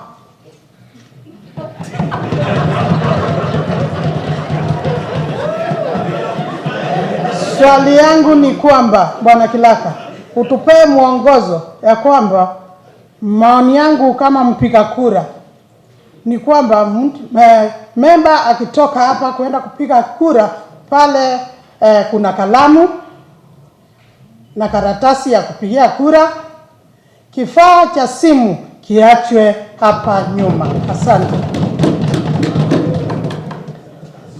Honorable Janet Mwikali. Thank you, Mr. Clerk, for this opportunity. Mr. Clerk, when I go to that booth to vote, I will be alone. If I carry my cell phone is not a public thing. It is mine, Mr. Clerk. And my cell phone is private, Mr. Clerk. So I should not be denied the opportunity if I wish to do so, Mr. Clerk. Thank you. Honorable members, I wish to give direction on that matter. For one reason or the other, Honorable Member for Kikumbuli, kindly. It is me who raised this issue that wish to enlighten members on why. The final contribution, very final. Thank you, Mr. Clerk. Mr. Clerk, the opposite of secret ballot is open ballot. Those who drafted that, they knew the difference because the advantages of a secret ballot, it allows for free democracy whereby whoever you voted for will not bribe you because you are followed, and you will not intimidate those who did not vote for that. Those who wanted it to vote open, if you wanted to go the other way, it should have been open voting like Mlolongo, which used to happen in Kenya. But you cannot have the two. You can have that, your cake and eat it. You must choose one. And in this case, you have said secret. It means nobody should, well, if you use a camera, you have already displayed it to be rewarded. And that is the way it should be. So that's what I wanted to clarify, because it cannot have two-way. Thank you, Mr. Clerk. Honorable members, with all due respect, we must conclude on this matter. It is a question of, do we use a camera or not? I will provide guidance. Even if you speak 5 times, the question is either, are we using a camera or not? So kindly members, for the sake of time, because either way, there are facts that will not change. Yes. So I will guide using facts, I will guide using the law, then that matter will be rested. Honorable Member for Kikumbulu South, kindly allow me to rule on this matter. Honorable Member Fongu, I really gave the last 2 contributions and I gave directions on the final contribution for the sake of time. Kindly allow me.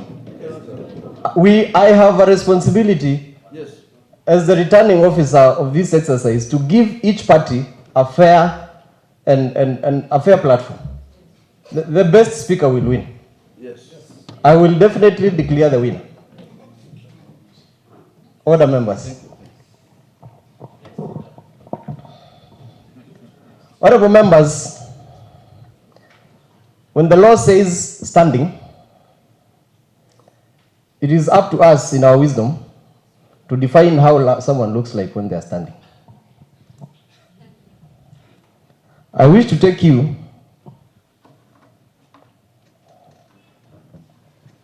to the Black Law Dictionary definition of secret ballot. It's a way of voting where no one is influenced by seeing another person's vote. Enclosed voting, booths are used or each voter is away from the other so they can't see what is being voted for. The secret ballot, also known as the Australian ballot, is a voting method in which a voter's identity in an election or a referendum is anonymous. This forestalls attempts to influence the voter by intimidation, blackmailing, and potential vote buying. In this regard, honorable members, I have earlier given on directions regarding the behavior of cameras. And if you look at where our ballot booths are placed, they are placed strategically even away from our own cameras within the institution. In this regard, honorable members, you may like what I am about to say, or you may not like it for your own strategic reasons, but we must maintain secret ballot. I wish to refer you to the election of the Speaker of 2017, Makueni County Assembly proceedings, the very first. The same matter was raised by honorable members at a sitting that was presided by one Mr. Edward Libendi. And to that effect, the matter of carrying your phone and camera to the booth is not allowed. In regard to that, honorable members, I direct that the Sergeant at Arms must enforce that, and therefore, if you carry your phone or camera to the booth, then your vote will be nullified before depositing. Thank you, honorable members.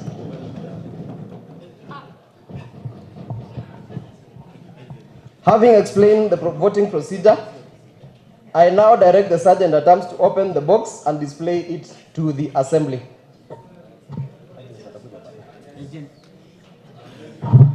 Honorable members, I wish to state that this voting procedure is kindly provided for in the law. The booth will be displayed to the assembly. Close in our eyes, the agents will come at the point of tallying the vote. Remember, the agents are honorable members and they also need to vote. So kindly display the ballot box to the assembly. If you are dissatisfied that the ballot box is not empty, you can kindly anytime raise on a point of order. Right now, not later. Honorable members, you have all witnessed for yourselves that the ballot box is empty, in which case I now direct the Sergeant at Arms to close it and seal it.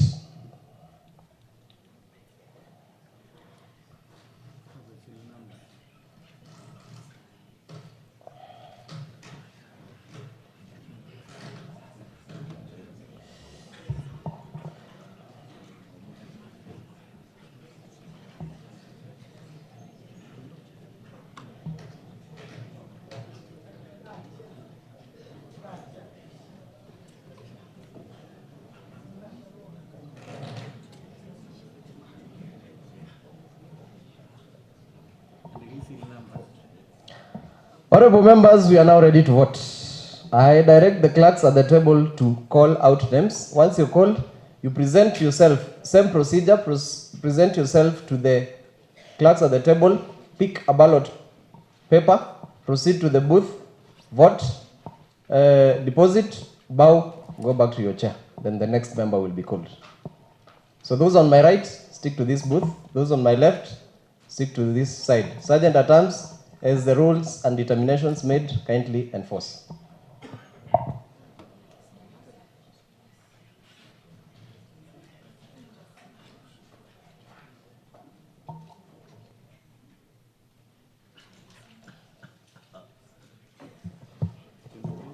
Honorable Magdalene Duku Mulwa.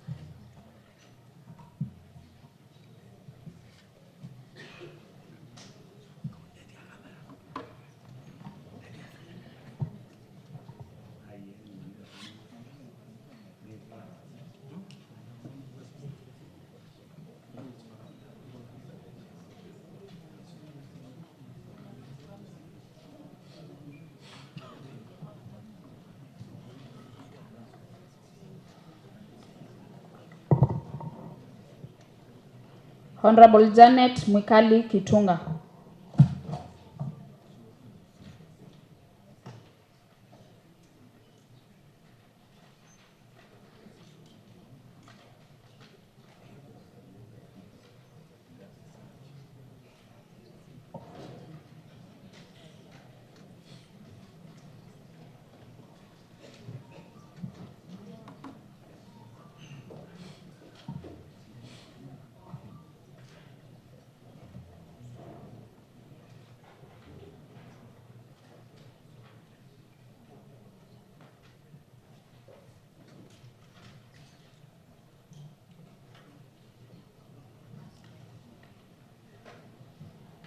Honorable Mercy Ndinda Motuko.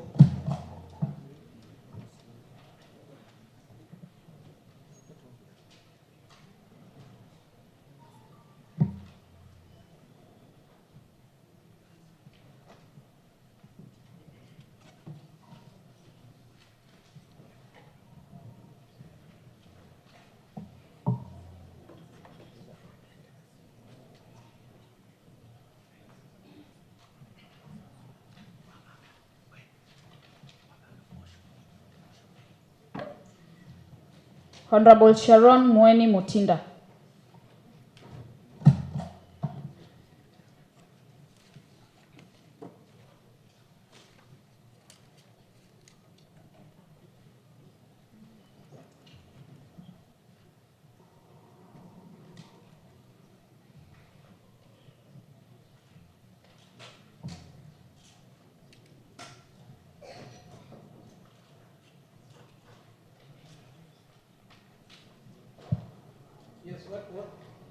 What is it, member for Nzawi Kilili Kalamba?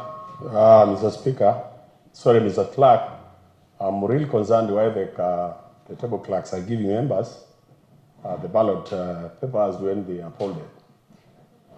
If there's no malice, actually they should be given when everybody can see there's nothing marked on the ballot papers. I hereby direct that you issue the ballot paper to the member in an open manner, not folded, and if possible, display that it is not marked.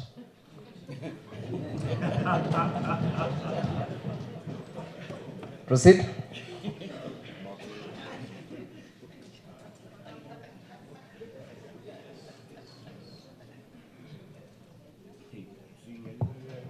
Honorable Francis Munyao Mutuku.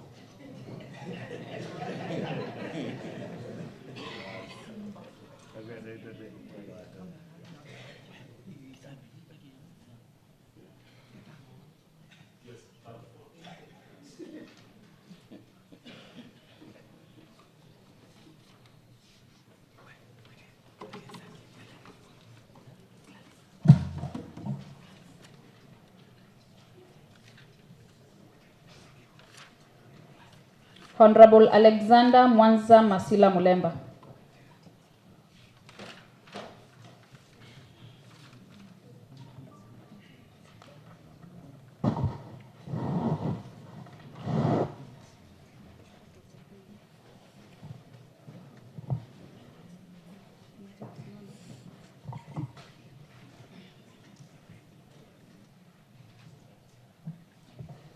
Honorable Cosmas Mutunga Kaleli.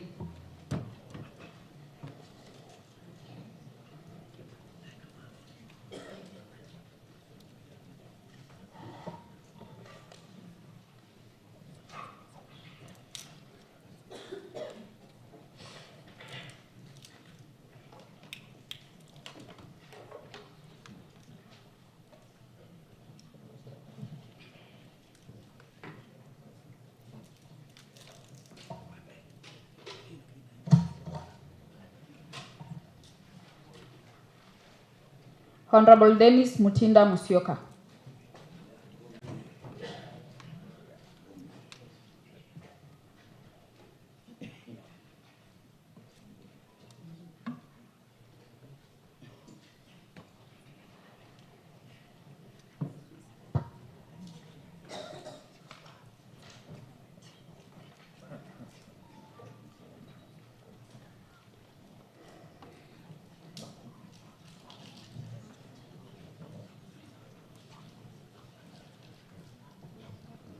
Honorable Elizabeth Kawembe Mutinda.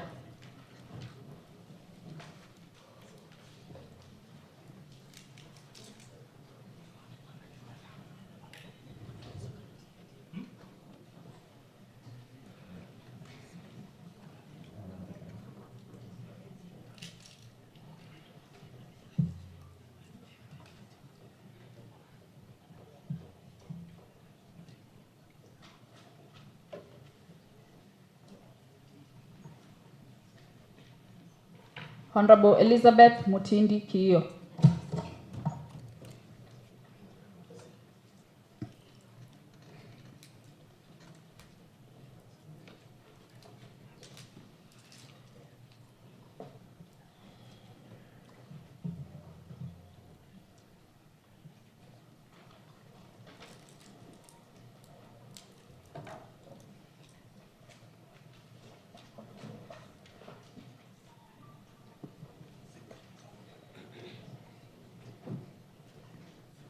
Honorable Felix Mateso Boniface.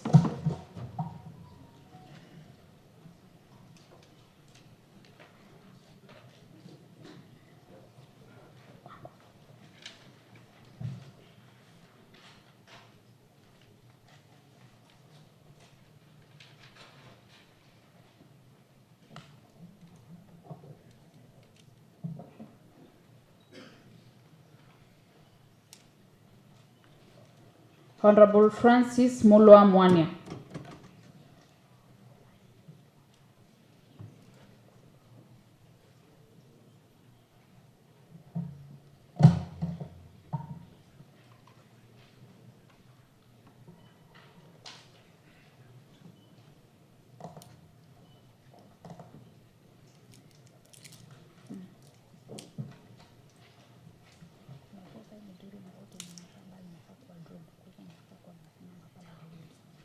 Honorable Harrison Mwanzia Mutie.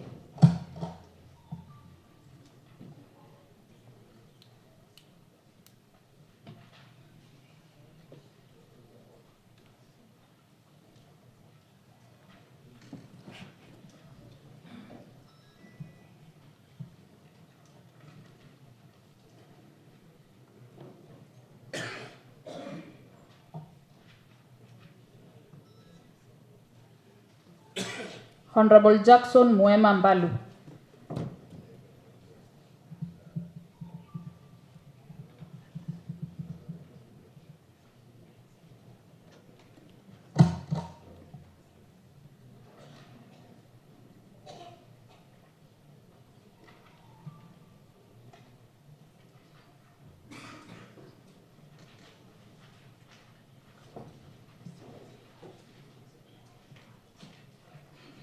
Honorable Judge Kalunda Muema.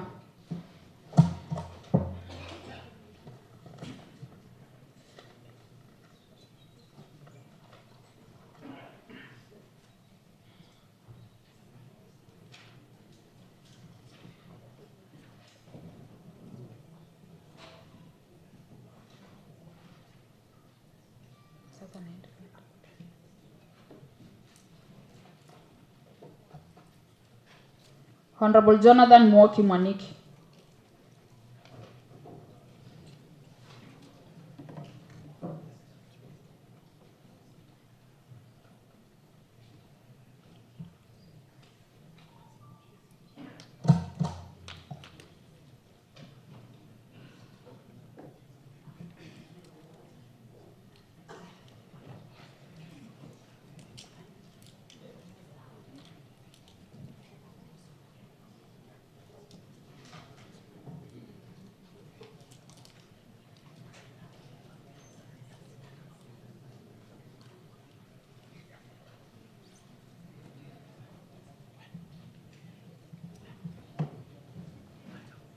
Honorable Jonathan Monda Kimongo.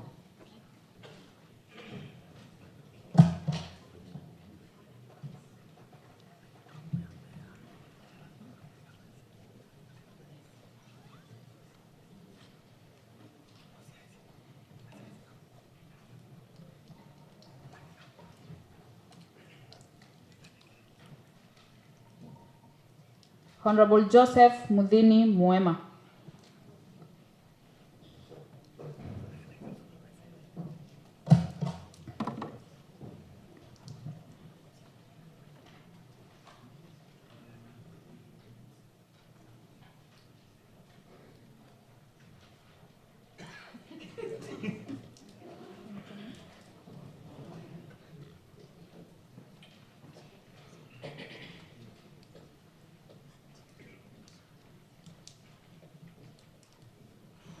Honorable Kisungi Chalo Mulinge wa Katete.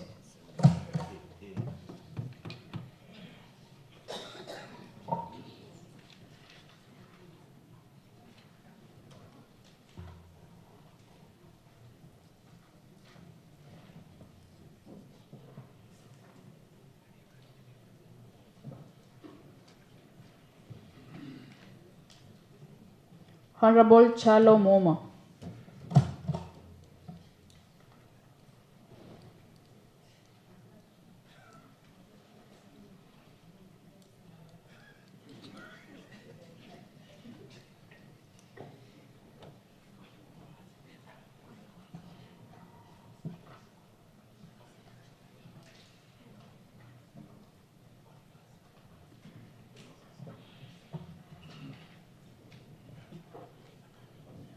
Honorable Martina Ngusie Kimilo.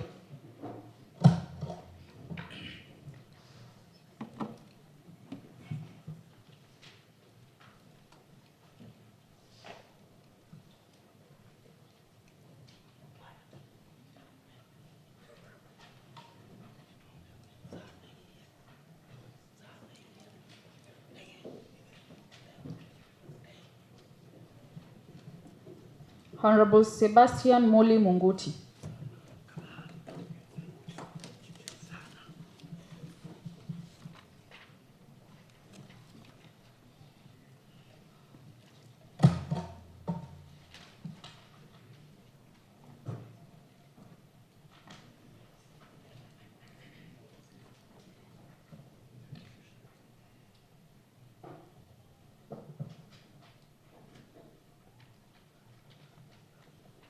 Honorable Urbanus Chalo Wambua.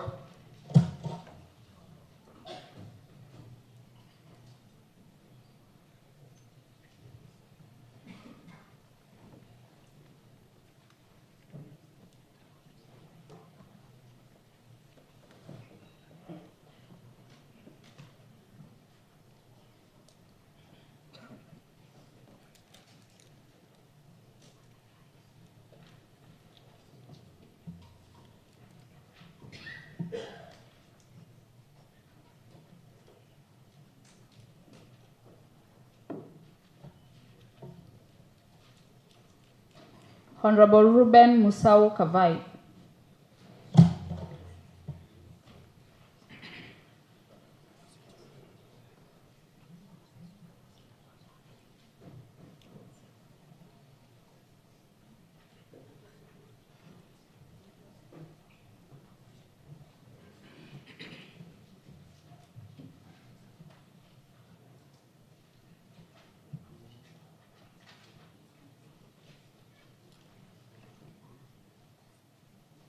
Honorable Bernard Tivu Mutua.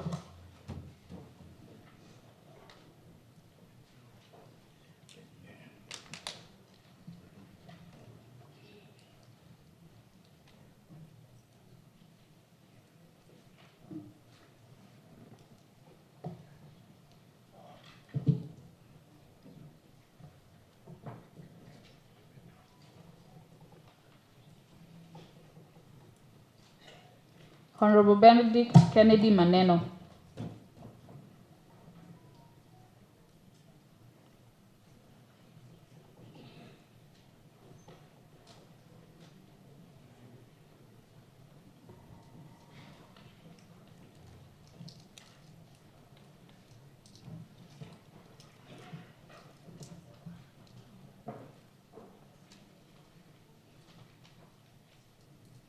Honorable Brian Chalon Zoka.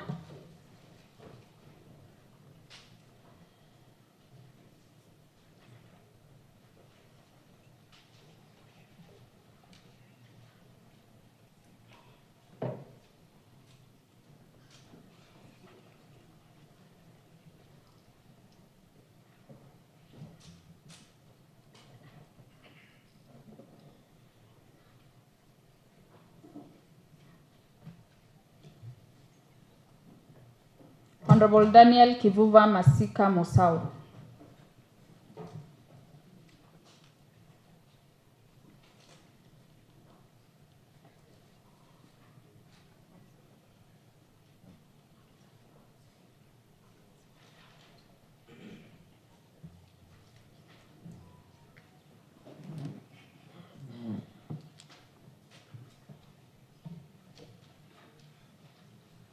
Honorable Darius Kioko Mainga.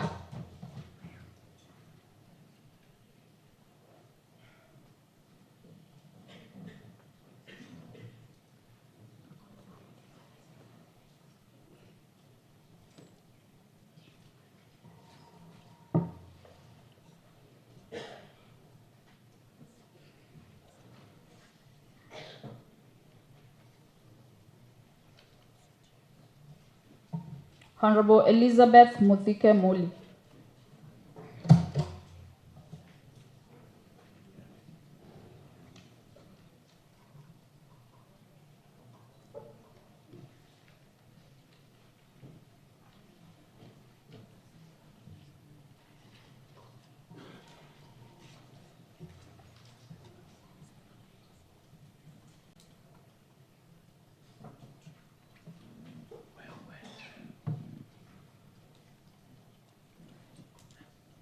Honorable Eric Musyoki Katumo.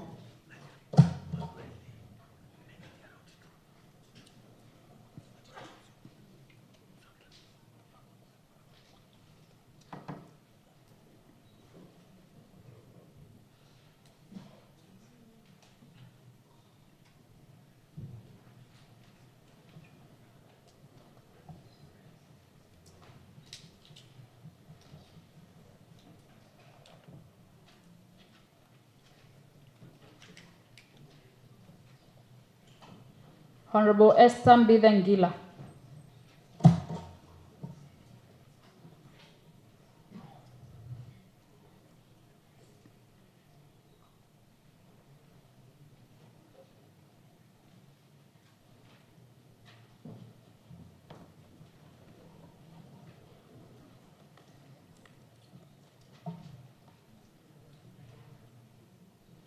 Honorable Jacqueline Mudhini Kamula.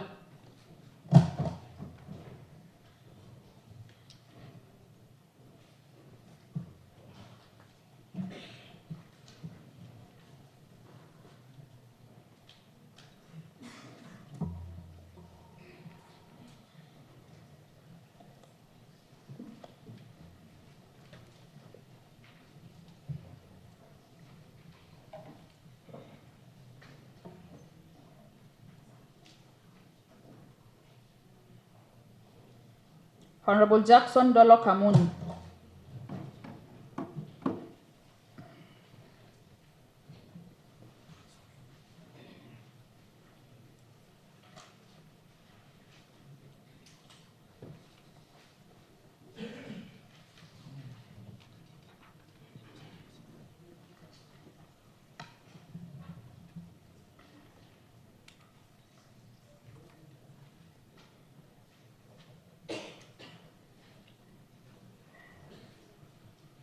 Honorable Janet Kanini Kioko.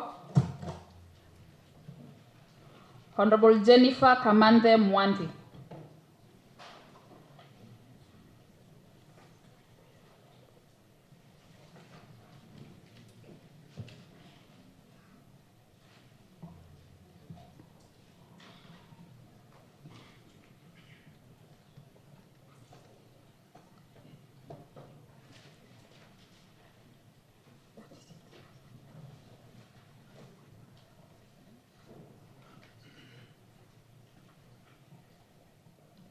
Honorable Jonathan Musyoki Muthoka.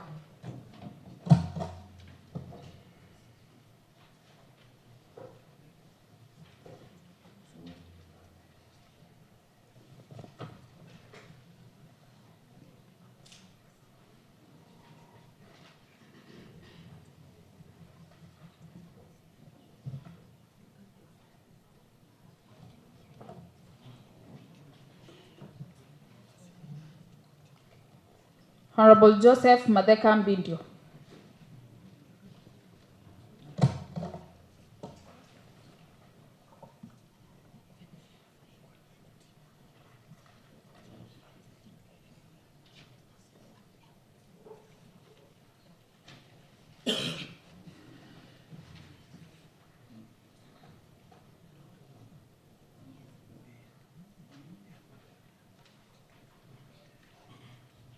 Honorable Joyce Mwende Wambua.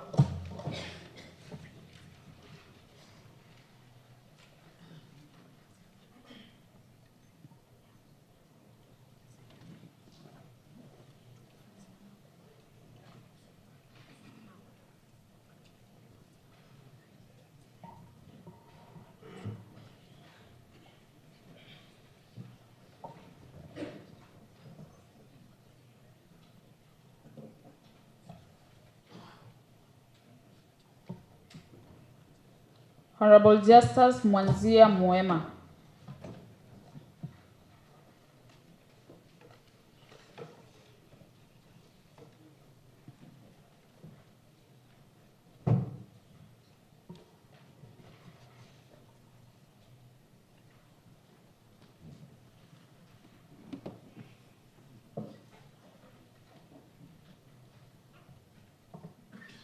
Honorable Kevin Monene Njage.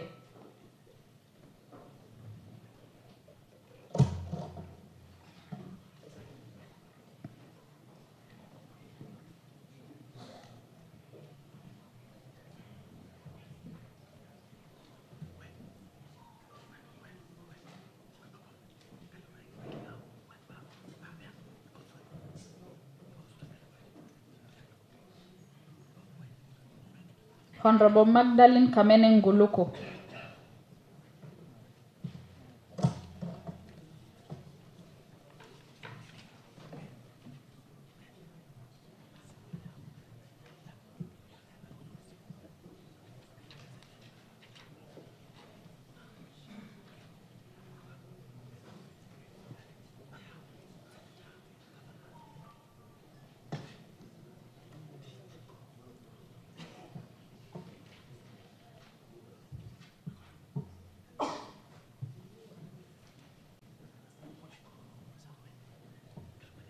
Honorable Meshak Kalin Dabuki.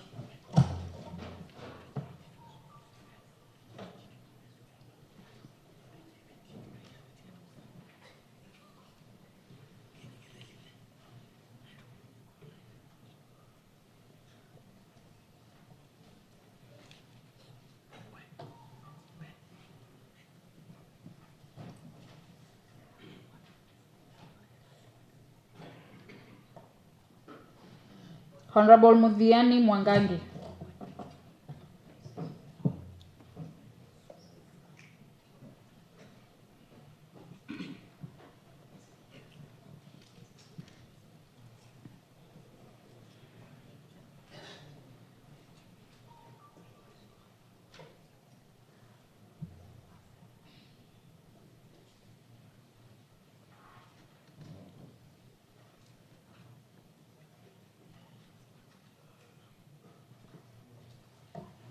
Honorable Ndamboki Josephine Mwasa.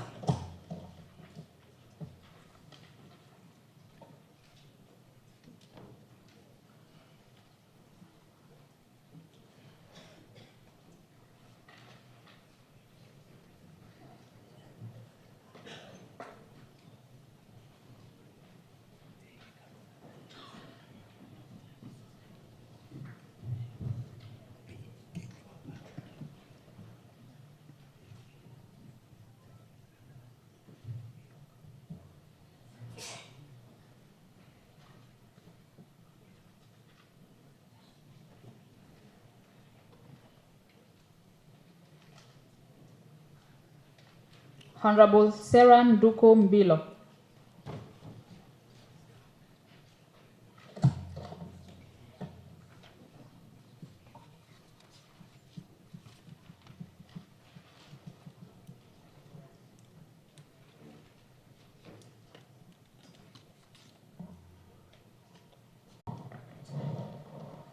Honorable members, standing on a number 8.6 provides that when it appears to the clerk that all members who are present and who wish to vote have placed their ballot papers in the ballot box, the clerk shall unlock the box, examine the ballot papers, and having rejected those unmarked or spoiled, report the result of the ballot, and no member who has not already recorded his or her vote shall be entitled to do so after the clerk has unlocked the box. But before we start, may the agents or representatives for the candidates please come forth. Agent for Professor Philip Kaloki.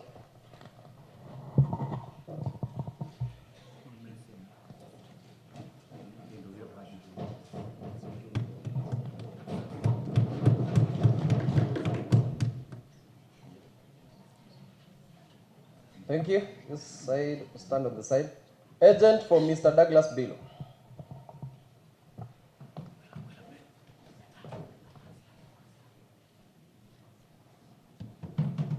Thank you. Therefore, in accordance with this standing order, I direct that the ballot box be unblocked and the ballot papers be examined.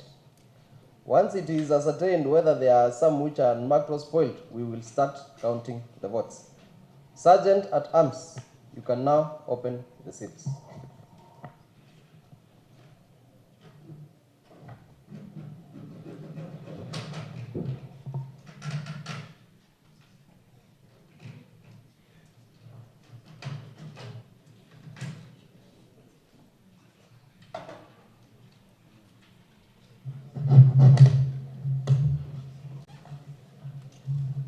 Agents, keep close watch. Any matter should be raised there and then. We will not entertain any matter that has been raised as an afterthought.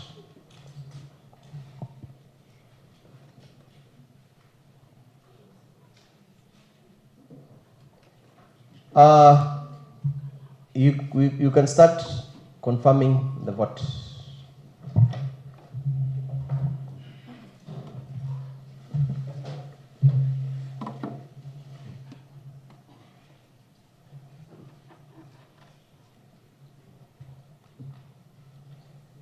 Please display clearly that the ballot box is hereby empty. Thank you. Honorable members will be unfolding the ballot papers and displaying the presence of agents and sorting them according to the candidate's to whom the ballots have been casted. I start. Professor Philip Kaloki.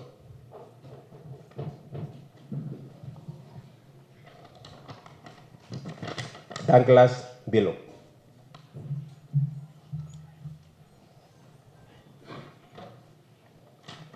Professor Philip Kaloki.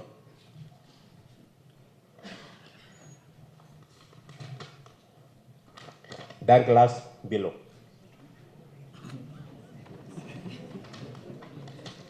Professor Philip Kaloki. Douglas Bilo. Professor Philip Kaloki. Professor Philip Kaloki.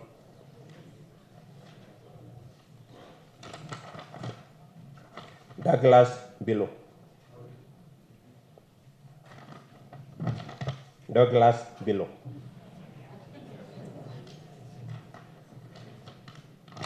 Douglas Bilo. Douglas Bilo.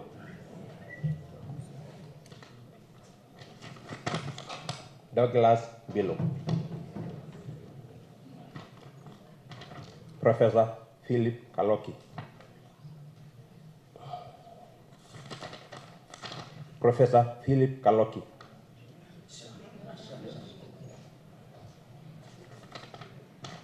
Sorry.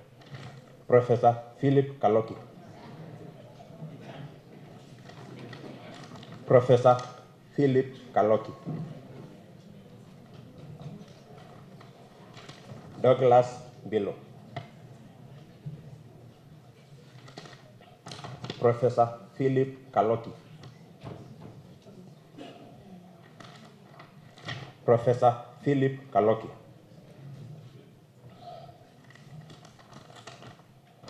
Douglas Bilo. Douglas Bilo. Professor Philip Kaloki.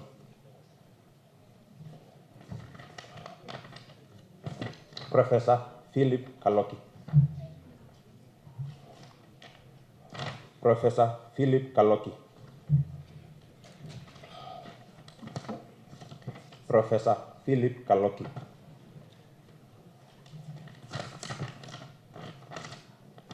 Professor Philip Kaloki. Douglas Bilo.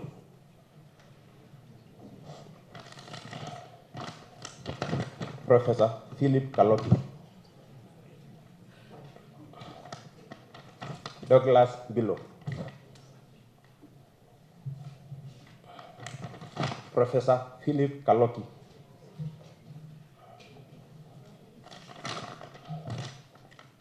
Douglas Bilo.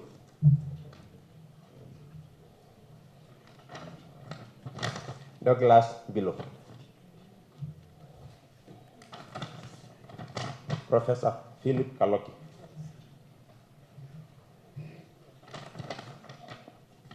Professor Philip Kaloki. Professor Philip Kaloki. Professor Philip Kaloki.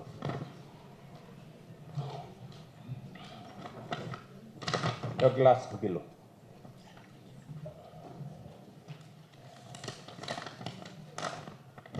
Douglas Bilo. Douglas Bilo. Douglas Bilo. Douglas Bilo. Douglas Bilo. Douglas Bilo. Sorry. Douglas Bilo. Douglas Bilo. Douglas Bilo.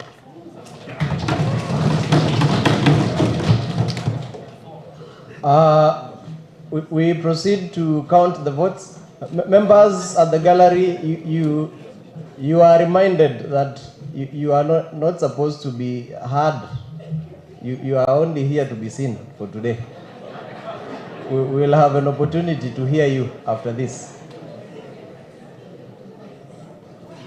So proceed to count. I'll start counting the ballot papers, starting with candidate Douglas below. 1, 2, 3, 4, 5, 6, 7, 8, 9, 10, 11, 12, 13, 14, 15, 16, 17, 18,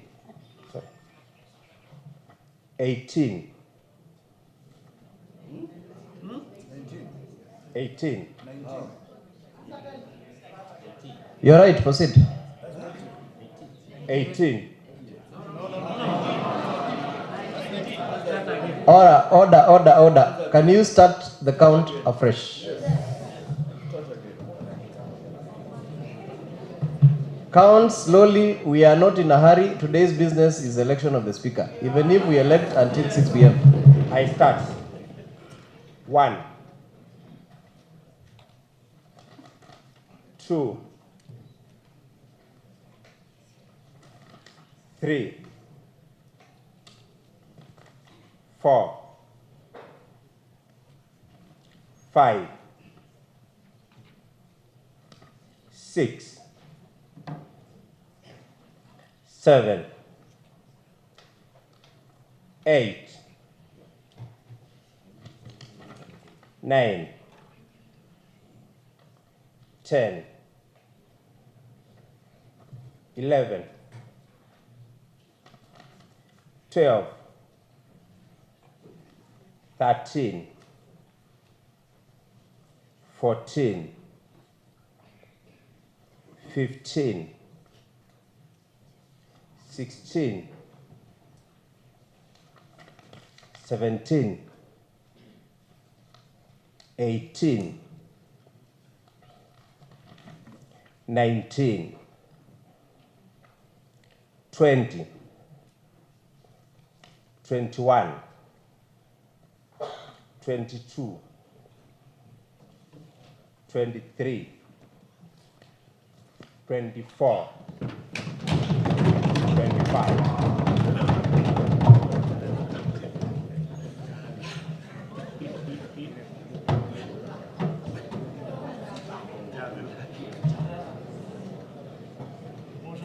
Order, members, we have 4 more rounds to go. No hurry. I now proceed to the second candidate, Professor Philip Kaloki. 1,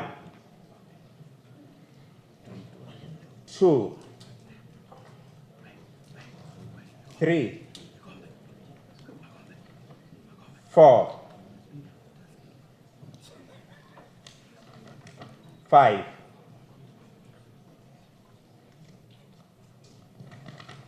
6, 7, 8, 9, 10, 11, 12, 13, 14, 15, 16, 17, 18, 19, 20, 21, 22.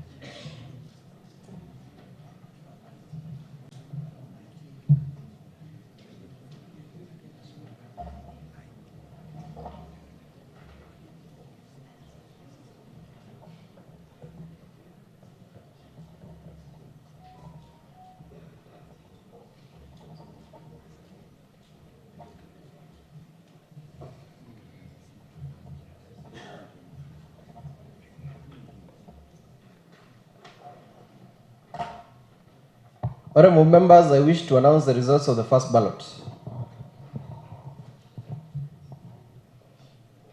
Professor Philip Kaloki, 22 votes. Total number of votes garnered.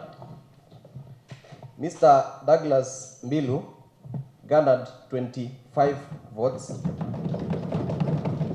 0 spoiled / rejected votes. Total votes cast 47.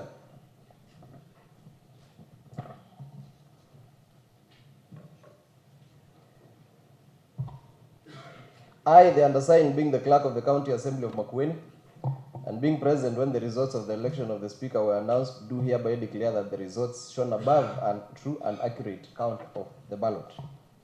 Honorable members, Standing Order number 9.1 provides that a person shall not be elected as Speaker unless supported in a ballot by votes of 2/3 of all members. 2/3 of 48 members is 32. The candidate with the highest number of votes obtained, which is 25 votes, that candidate is Mr. Douglas Mbilu, and therefore falls short of the threshold.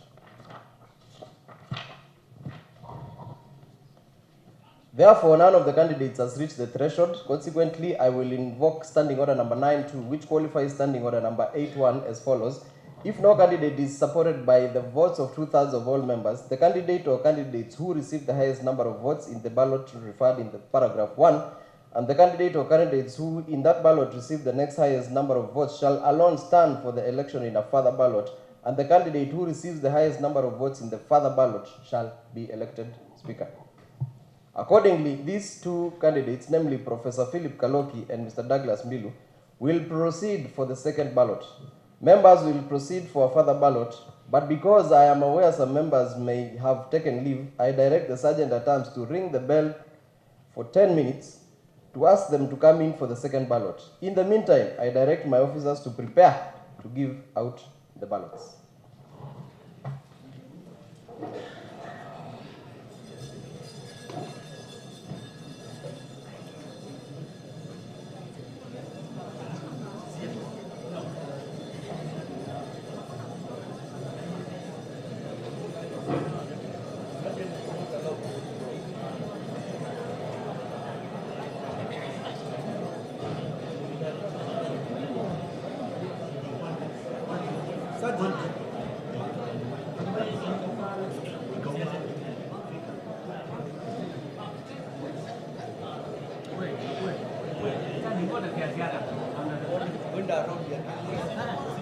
Honorable members, order, honorable members.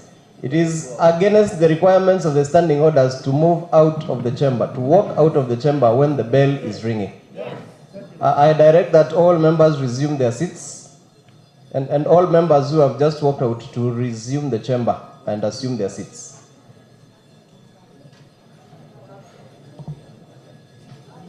Sergeant at Arms, kindly ensure that all members are back to the chamber.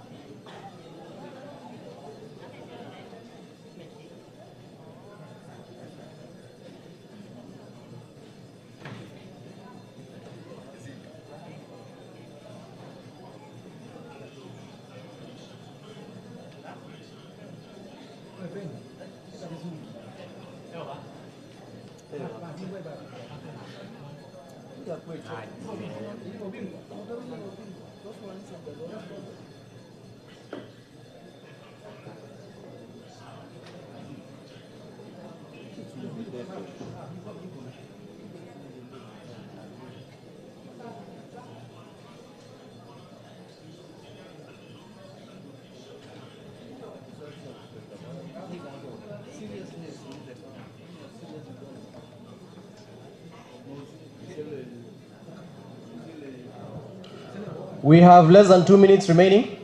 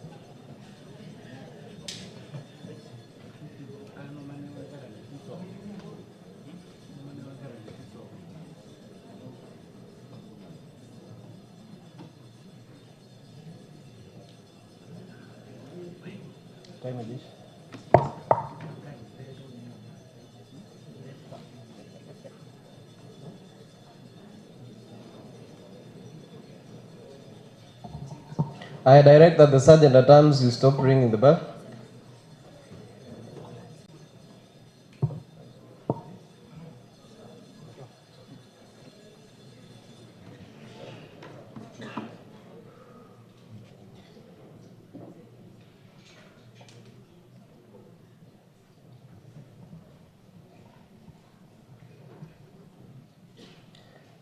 So you, Sergeant at Arms, you draw the bar. By drawing the bar, which means that because this is a division, no moving out, no coming in.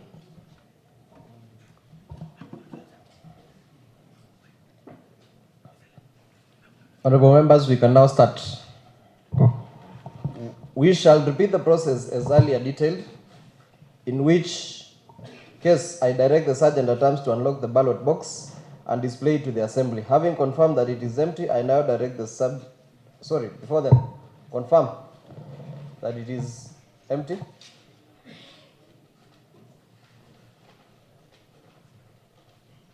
I hope we can all witness that.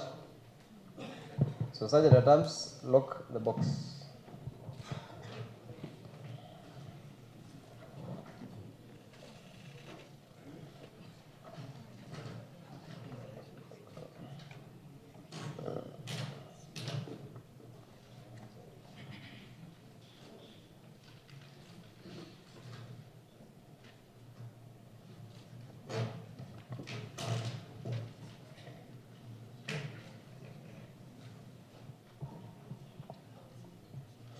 Honorable members, I presume that the same agents will stand in for the candidates.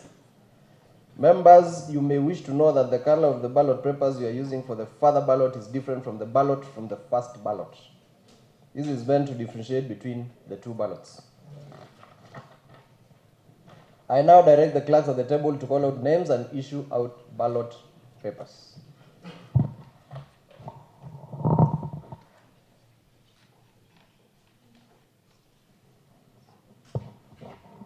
Honorable Magdalene Duku Mulo.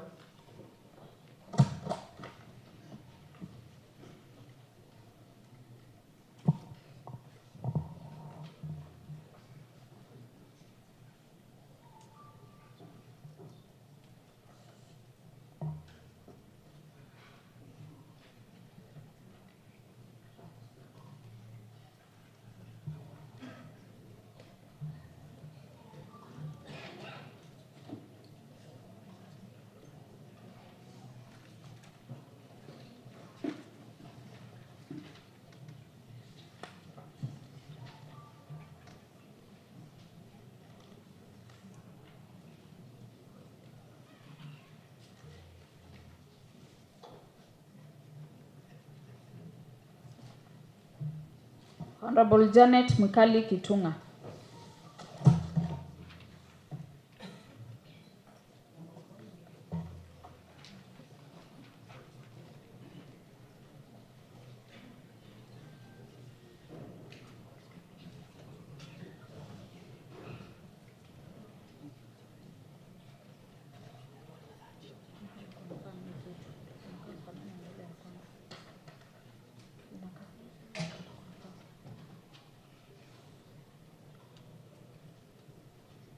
Honorable Masin Dinda Motuko.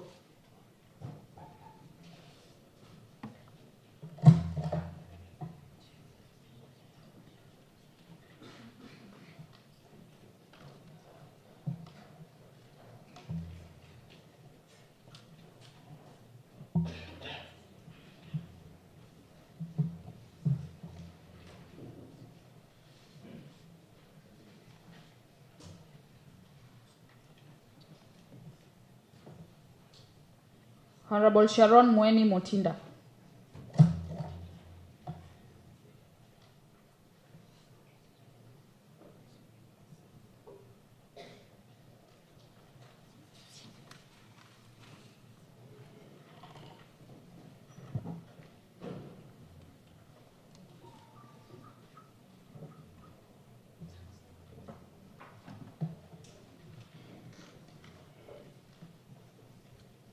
Honorable Francis Munyao Motuko.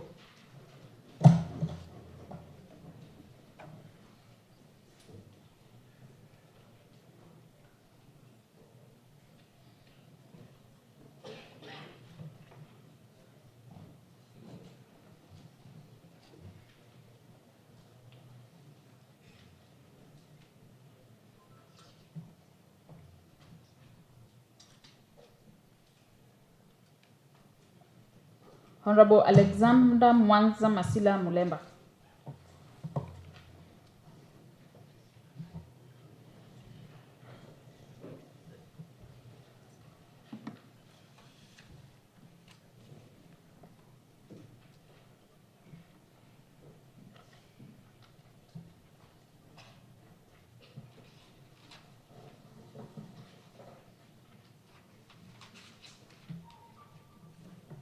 Honorable Cosmas Mutunga Kaleli.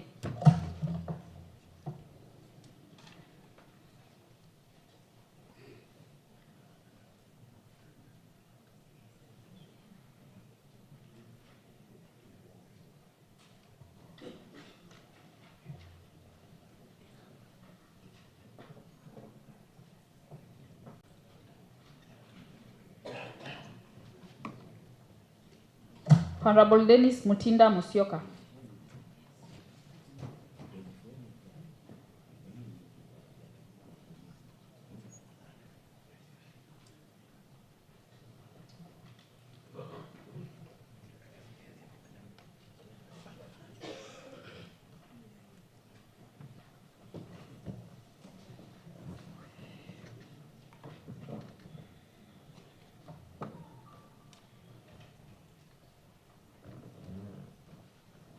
Honorable Elizabeth Kawembe Mutinda.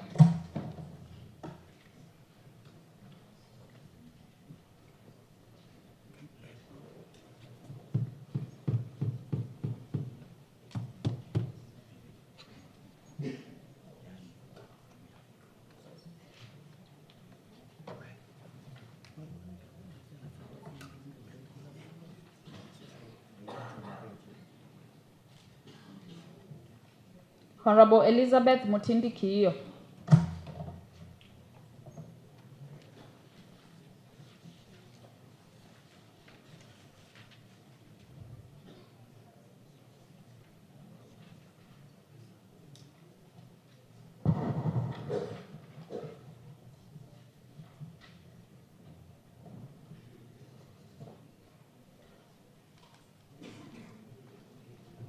Honorable Felix Mateso Boniface.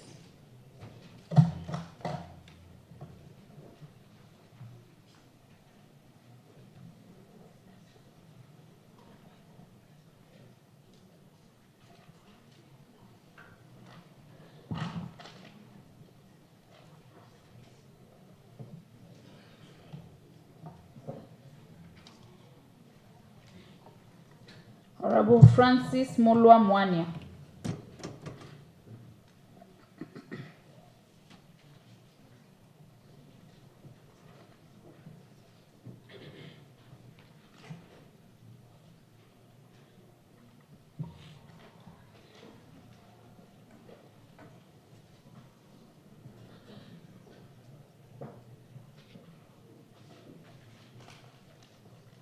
Honorable Harrison Mwanzia Mutie.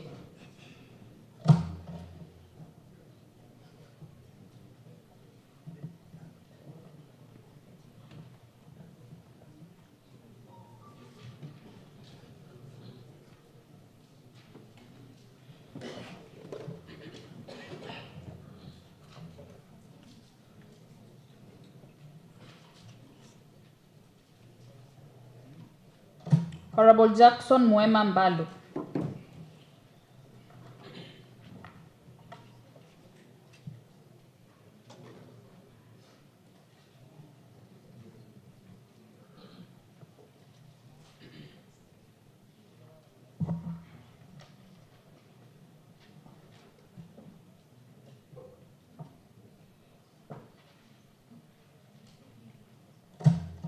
Honorable Judge Kalunda Mwema.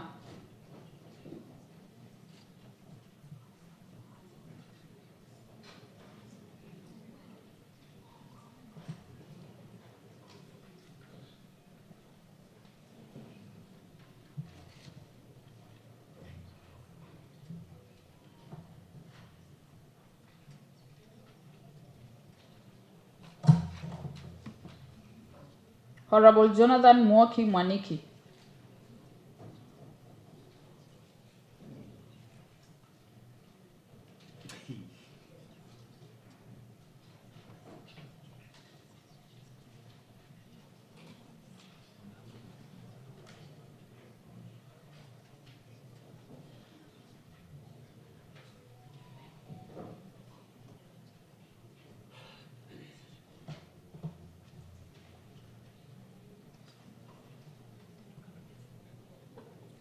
Honorable Jonathan Munda Kimongo.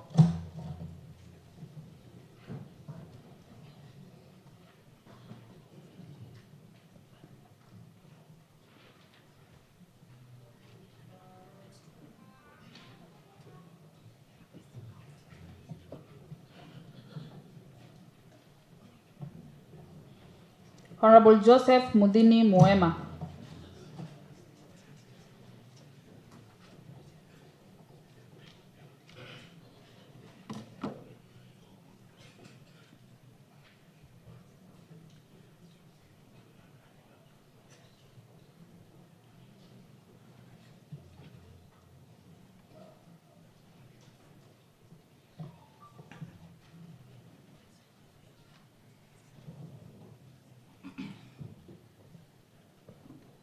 Honorable Kisungi Chalo Mulinge wa Katete.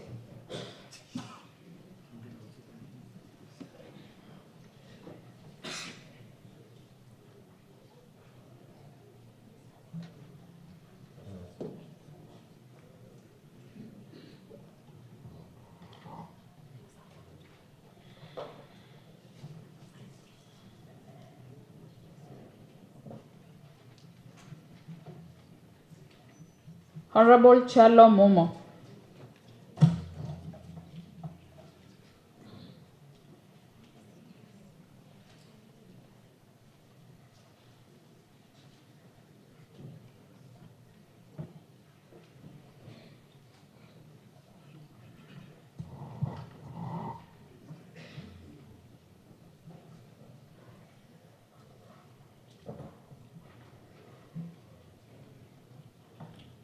Honorable Martina Ngusie Kimilu.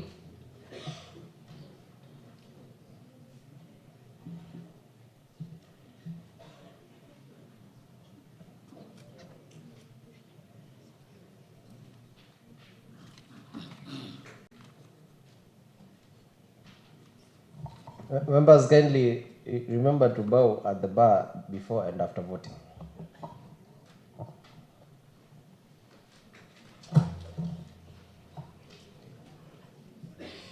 Honorable Sebastian Moli Mungoti.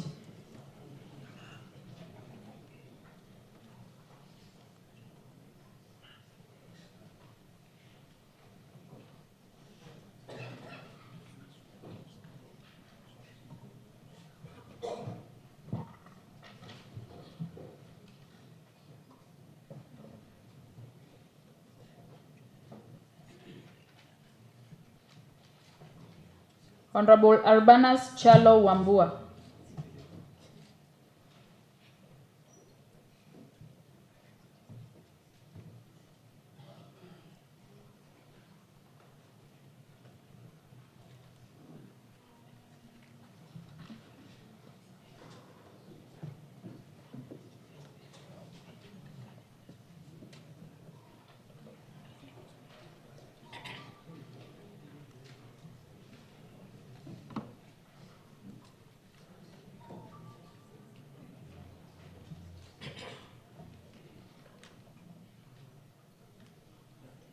Honorable Ruben Musau Kavai.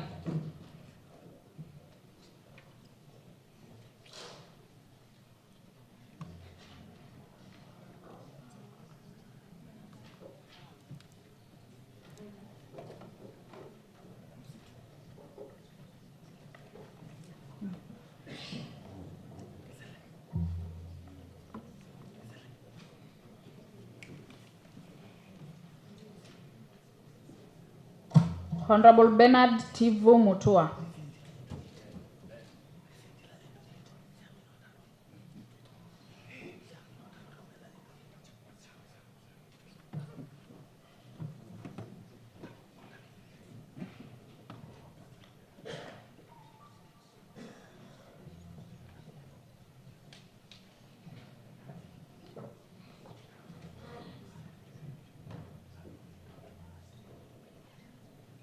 Honorable Benedict Kennedy Maneno.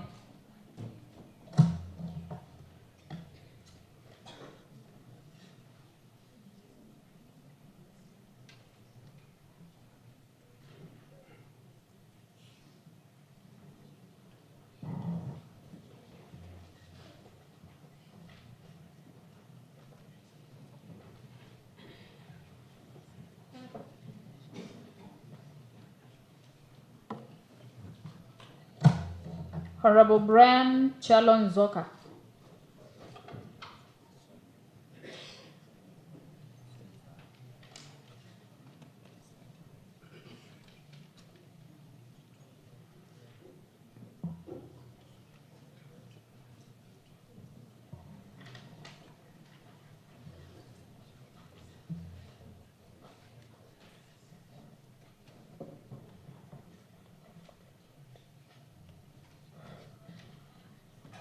Honorable Daniel Kivuva Masika Musau.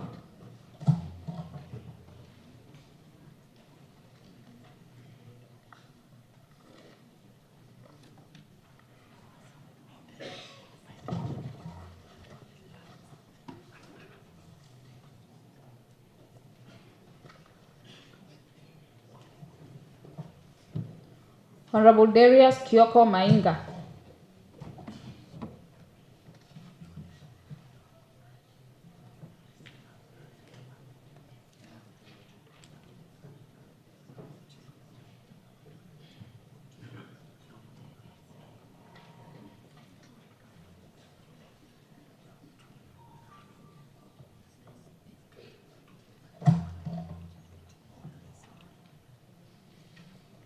Honorable Elizabeth Muthike Moli.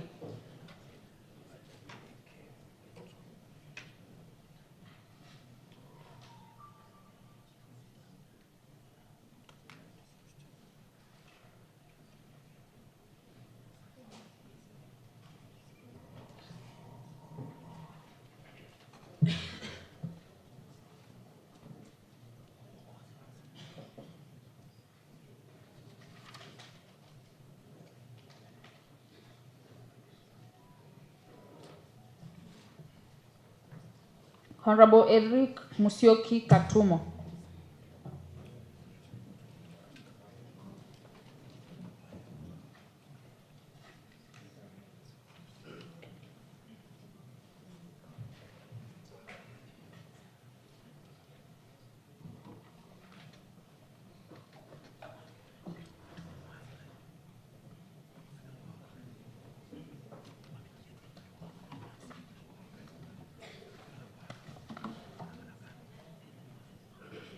Honorable Esther Mbithengila.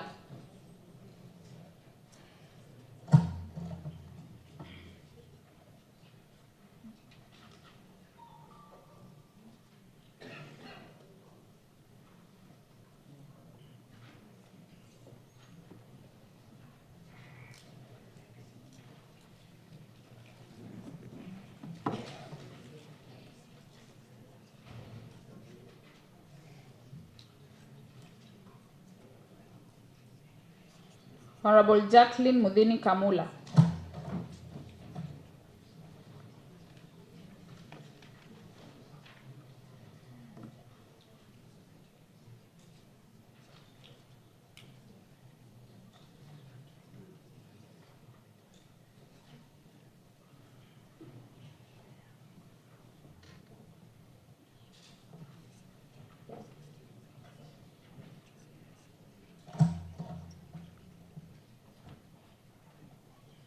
Honorable Jackson Dolo Kimunyi.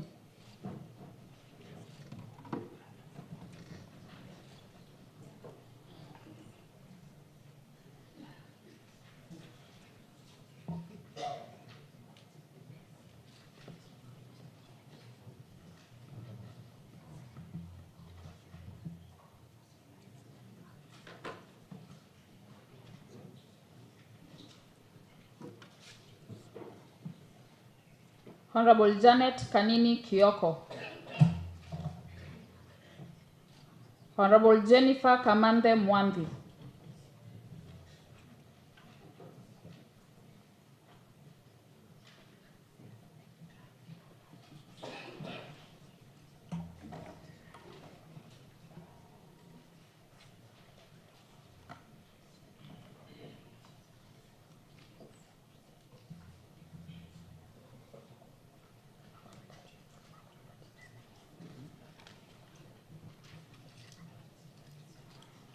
Honorable Jonathan Musyoki Mudoka.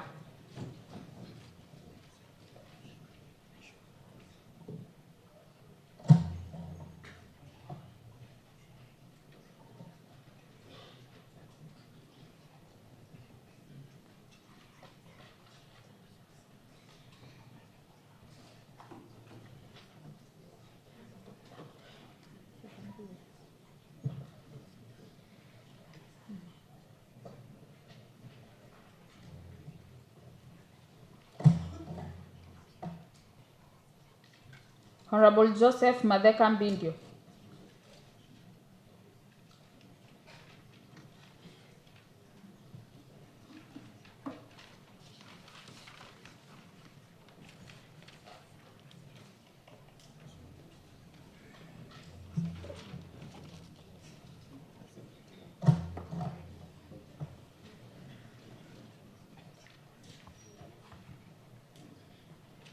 Honorable Joyce Mwende Wambua.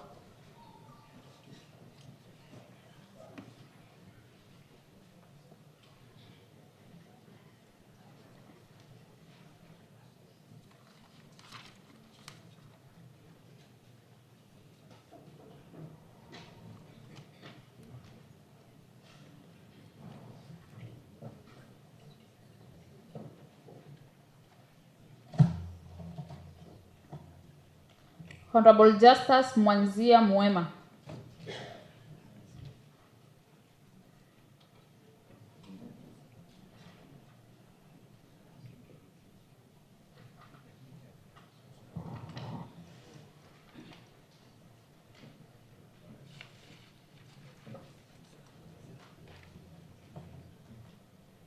Honorable Kevin Munene Njagi.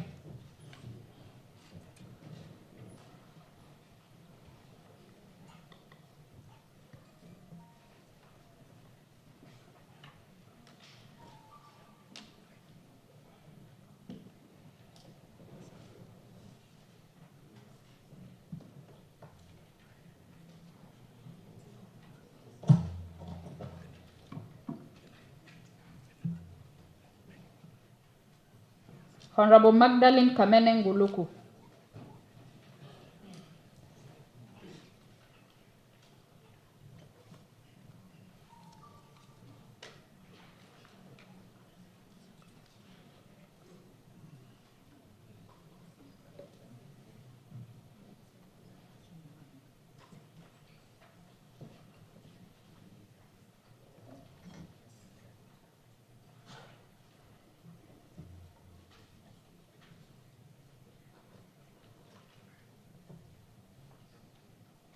Honorable Meshak Kalinda Mboki.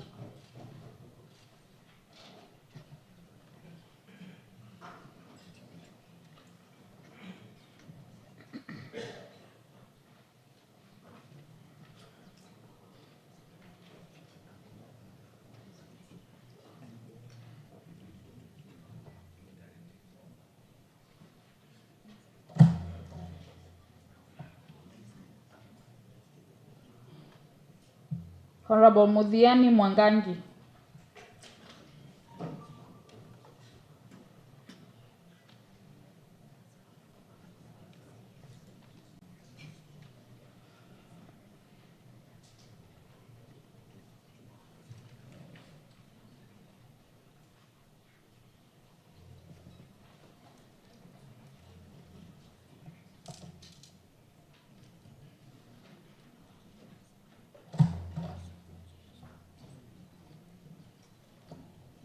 Honorable Ndabuki Josephine Muasa.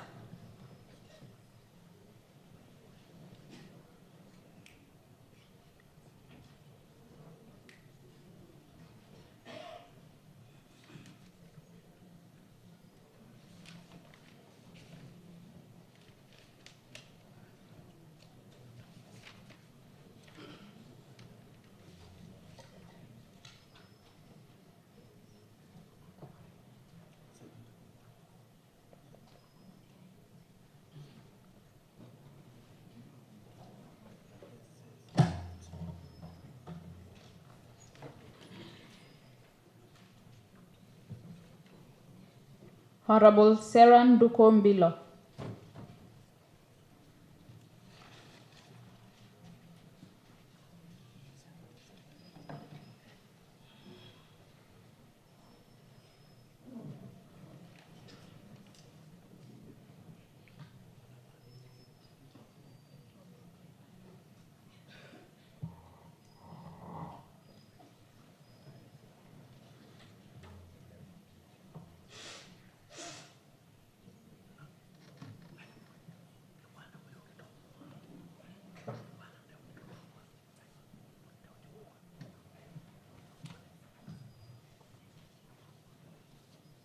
Honorable Steve Nzivo Kilonzo.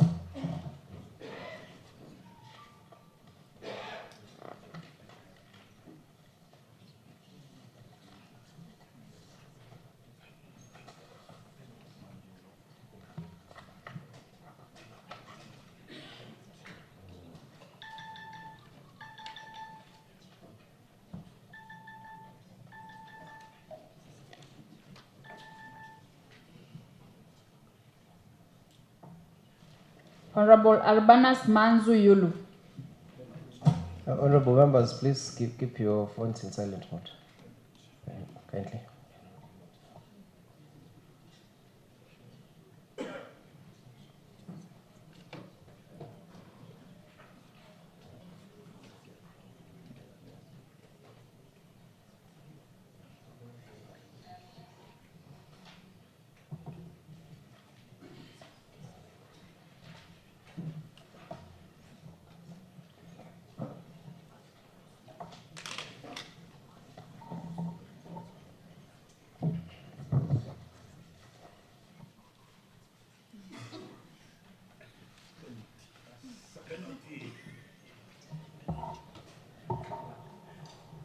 Is there any honorable member who, by any chance, has not voted for the second round?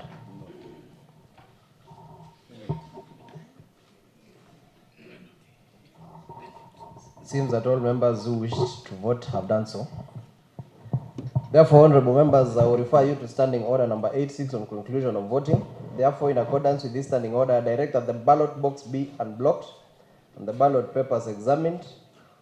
But before then, the same agents to step forth.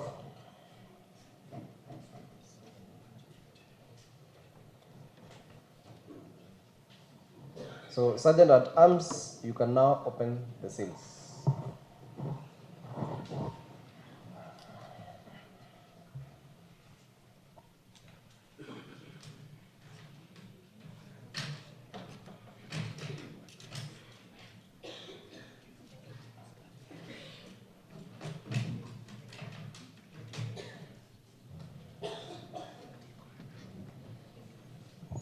Proceed to examine the ballots.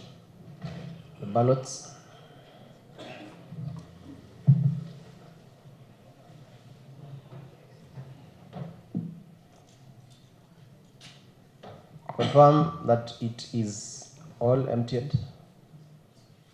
And once that is done, then you may proceed. Okay, we start sorting the ballot papers. I start. Douglas Mbilo.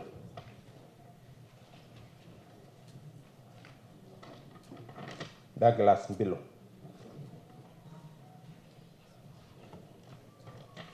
Professor Philip Kaloki.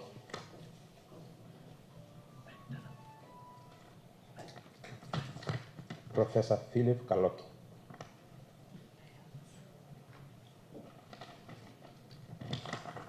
Douglas Mbilo.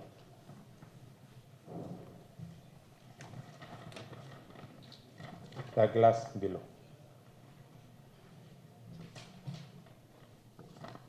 Professor Philip Kaloki.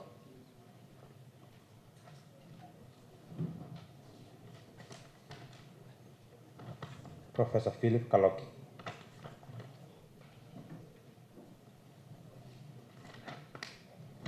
Professor Philip Kaloki.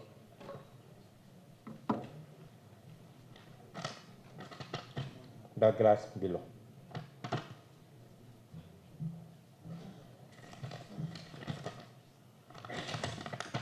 Douglas Mbilo.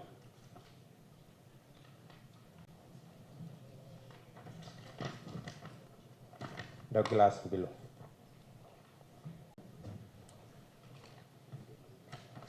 Professor Philip Kaloki.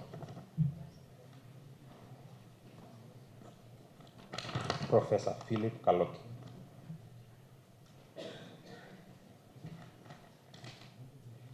Professor Philip Kaloki.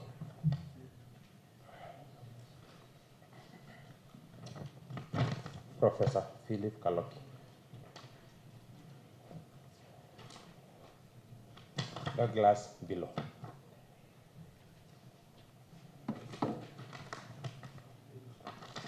Professor Philip Kaloki.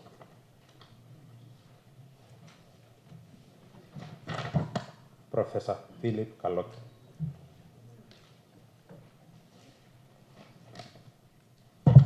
Professor Philip Kaloki.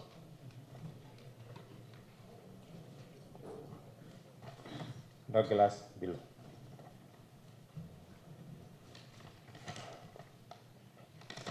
Professor Philip Kaloki.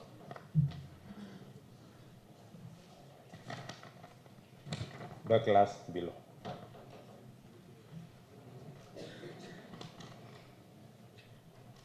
Professor Philip Kaloki.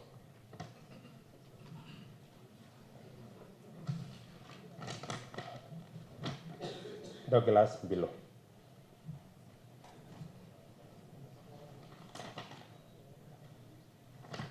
Douglas below.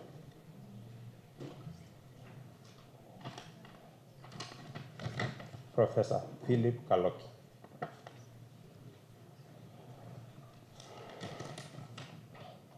Douglas below.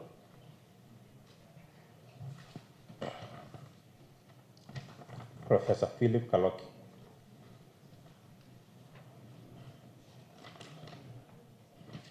Professor Philip Kaloki.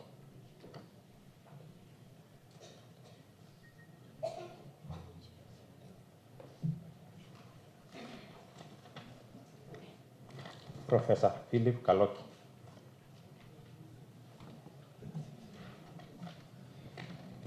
Douglas below. Douglas below.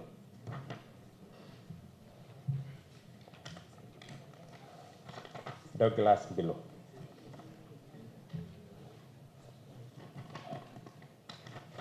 Douglas below.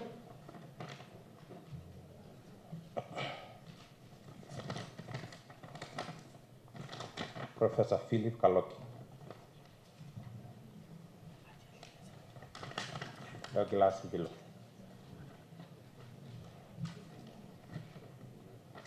Douglas below. Douglas below. Douglas below.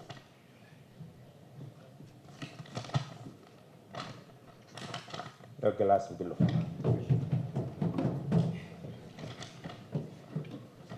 Professor Philip Kaloki.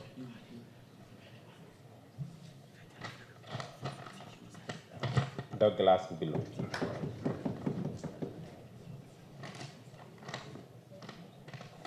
Douglas below.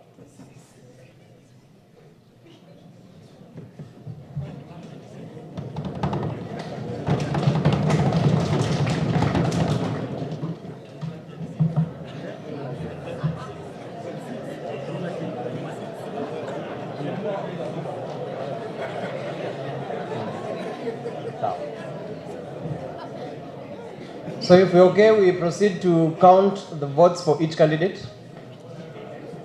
Okay, I'll start with candidate Douglas below. 1, 2, 3, 4, 5, 6, 7, 8, 9, 10, 11, 12, 13, 14, 15, 16, 17, 18, 19, 20, 21, 22, 23, 24, 25, 26.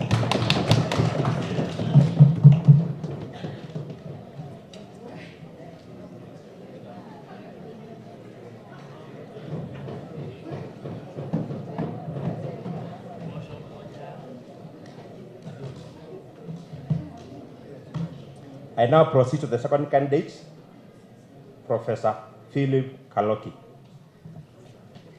1, 2, 3, 4, 5, 6, 7, 8, 9, 10, 11, 12, 13, 14, 15, 16, 17, 18, 19, 20, 21.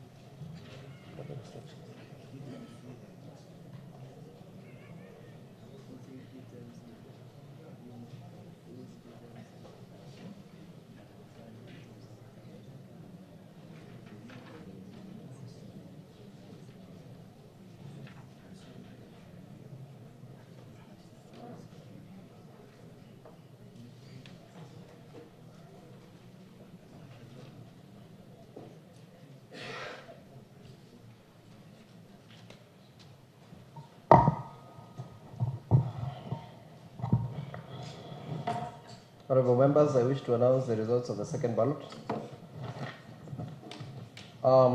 Professor Philip Kaloki, 21 votes. Mr. Douglas Mbilo, 26 votes. Spoiled or rejected votes, 0. Total votes cast, 47. Honorable members, standing order number 9.2 provides as follows. If no candidate is supported by the votes of 2/3 of all members, the candidate or candidates who receive the highest number of votes in the ballot referred to in paragraph 1, the candidate or candidates who in that ballot receive the next highest number of votes shall alone stand for election in a further ballot. We have just concluded that ballot, and the results have been announced. The said standing order further provides that, and the candidate who receives the highest number of votes in the further ballot shall be elected Speaker. Therefore, honorable members, noting that Mr. Douglas Mbilu noted that, let me repeat. Therefore, honorable members, noting that Mr. Douglas Mbilu stands elected as the Speaker of the County Assembly. Honorable members, standing order number 12 provides that immediately the results are declared, all the ballot papers used in the election of a Speaker shall be packed and sealed in the presence of the County Assembly and kept in the custody of the clerk for a period of 6 months and shall thereafter be destroyed. I now direct that the ballot papers be packed and sealed for safe custody.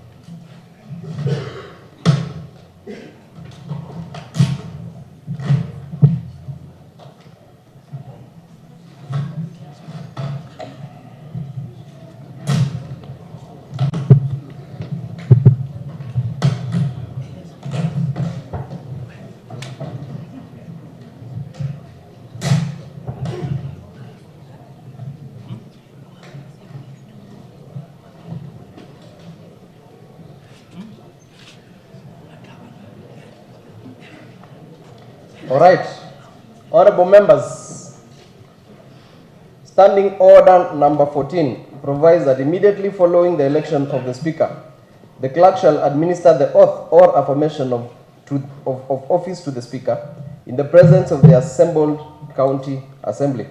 The said oath of office for the speaker derives from the constitution under article number 74, which provides that before assuming a state office, acting in a state office, or performing any functions of a state office, a person shall take and subscribe the oath or affirmation of office in the manner and form prescribed by the third schedule or under the Act of Parliament. Honorable members, the said oath or affirmation is highlighted above is indeed specifically detailed under the first schedule of the County Governments Act 2012. At this juncture, may I now direct the Sergeant at Arms to search, find the said Mr. Douglas Milo and present him before the assembly forthwith for swearing in.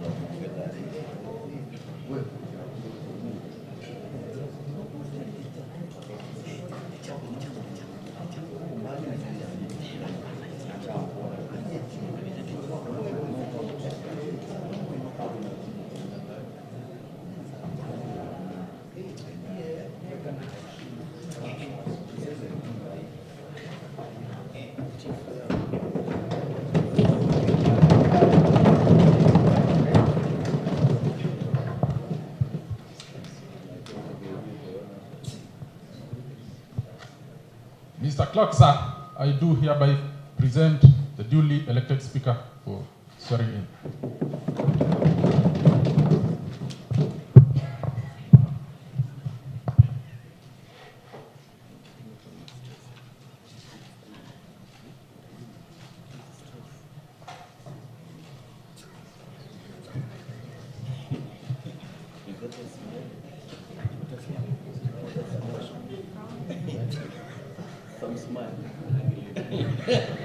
I, Douglas Bilu David Chombi, having been elected the Speaker of the County Assembly of Makueni, do swear that I shall always truly and diligently serve the people and the Republic of Kenya in the office of the Speaker of the County Assembly of Makueni, that I shall respect, uphold, preserve, protect, and defend the Constitution of the Republic of Kenya, and that I shall do right to all manner of persons in accordance with the Constitution of Kenya and the laws and conventions of Parliament without fear or favor, affection, or ill health.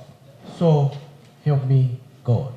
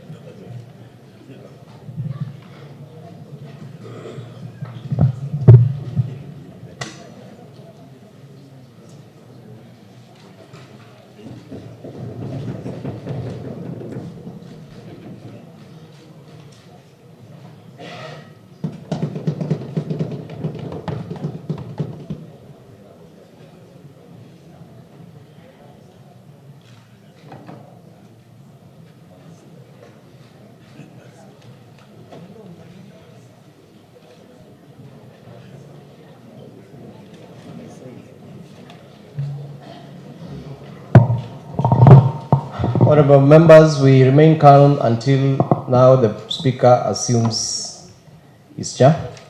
Then he will take over from there.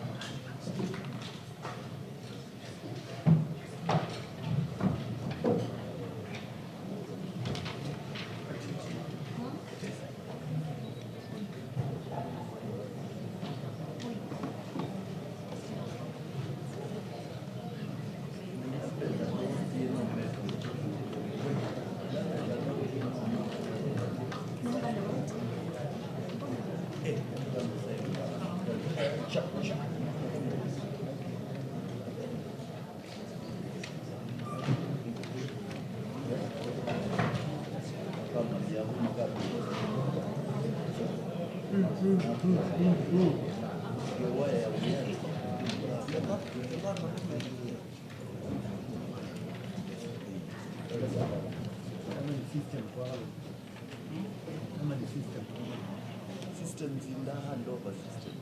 Wow. The current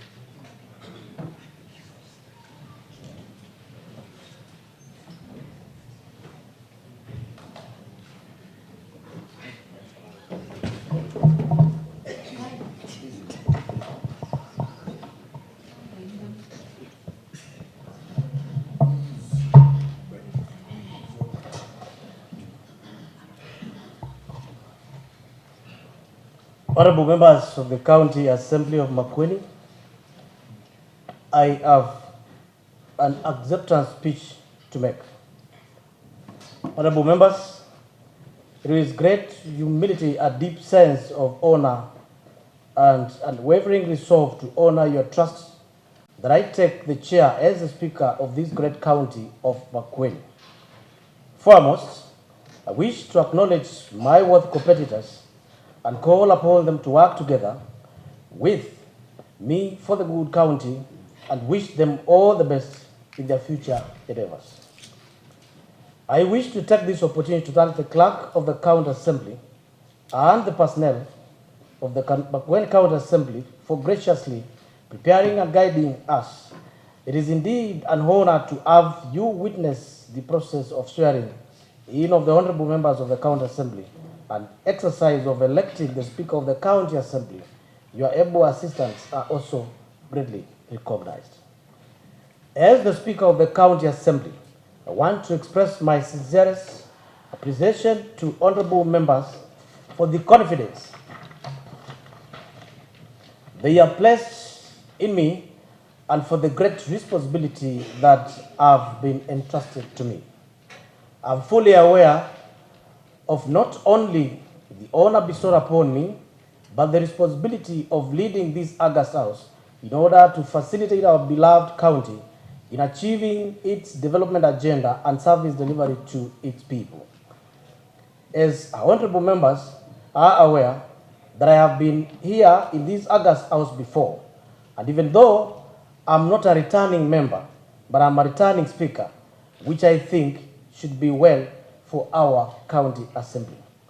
I wish to assure all honorable members of the county assembly assembled here today that your trust is not misplaced, and I will carry out my duties as a Speaker of the County Assembly in a manner that befits your trust and the letter and the spirit of the Constitution of Kenya and other laws governing devolved governments.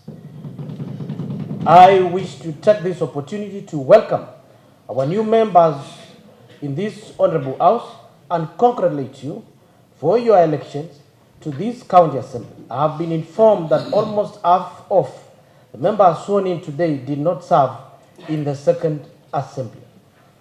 This is quite high. It will be a fast-tracked learning process and an adjustment to a new way of doing things. However, I want to assure honorable members that of the previous county assemblies have created an environment in this house that will undoubtedly assist you in adjusting to your new surroundings and working environment in no time. I also wish to warmly welcome back returning members to this house and congratulate you as well for your victory in the concluded elections. Honorable members, we are aware the robust debates and critiquing each other's opinions and ideas are part of lively parliamentary process. It is, however, important that members remain conscious that the interaction with each other does not create a perception in people that we would divide the county in polarized political positions. I am not propagating for what is referred to as sweetheart debate in the county assembly, but I am raising the need to be aware of our influence in the public as the representatives of the people. Let each one of us, therefore, represent our people with dignity, purpose, and honor. Let county assembly continue to be living embodiment of national building, purpose, solidarity, and unity. Honorable members, I know we are all a little fatigued after the hard-fought election campaign. There is, however, little time for break, as there is much work that lies ahead of us, and this further compounded with the late convening of the first sittings of the county assembly across the country. In the coming days, months, years, and in a bid to realize the vision and the mission of the county assembly, I look forward to working with the other leaders of the county, including His Excellency the Governor, members of the Parliament, senator, and you members of the county assembly, heads of political parties, public and national government heads within the county, and the people of Makueni, to assure that the county assembly of Makueni remains a vibrant, robust people's assembly, an assembly that Makuenians shall truly be proud of. Before I conclude, honorable members, allow me to acknowledge the presence of the county leadership, starting with His Excellency, the Governor of Makueni County, Mutula Kilonzo Jr. Excellency, the Deputy Governor, Lucy Mulivi. Honorable Senator Daniel Kitanga Man. Honorable Members of Parliament present at the public gallery, and all delegates present in the Speaker's gallery and the public gallery. Further, I acknowledge the County Executive Committee members and County Executive officers here present, the citizens of Makueni who voted overwhelmingly for these honorable members, and the leaders that I've mentioned above. All other stakeholders who were part of the development and the welfare of Makueni, including religious sector professionals and all other socio-economic political organizations. Thank you.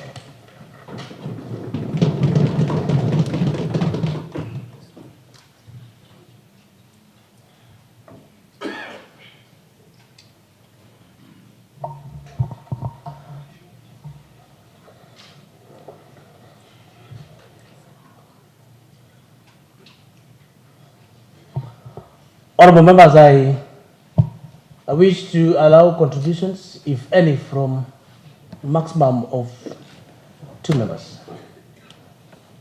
4, so to speak, if any, before we adjourn.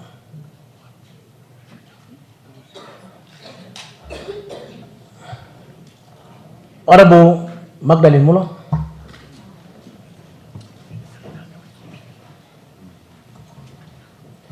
Asante sana Mheshimiwa Spika.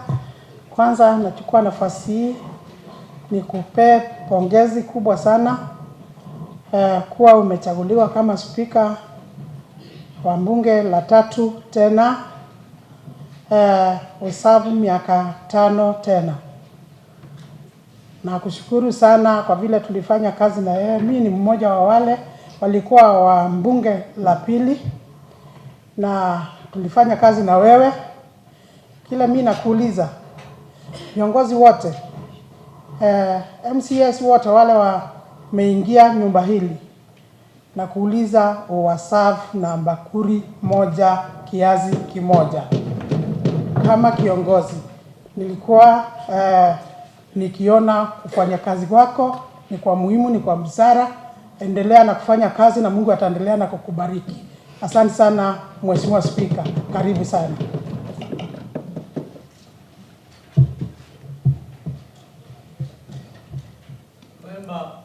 Member for Tulimani Ward. Thank you, Mr. Speaker, sir. Mr. Speaker, I also want to join my colleague, Senior Honorable Magdalene Mulwa, in first of all congratulating you for being elected again to be the Speaker of this Assembly, Mr. Speaker. Mr. Speaker, it is now not business as usual, because we must, together with the executive, and it is good that His Excellency, our Governor, Honorable Mutula Kilonzo Jr., including the Senator, is here, plus other dignitaries are here, that we spread that gospel of, I quote, end of quote, Mr. Speaker, so that the people of Makueni can benefit. You are heading this institution, and we have the other side being headed by Governor Mutula Kilonzo. I can tell you, I am seeing a Makueni that has never been seen before. God bless this house. God bless honorable members.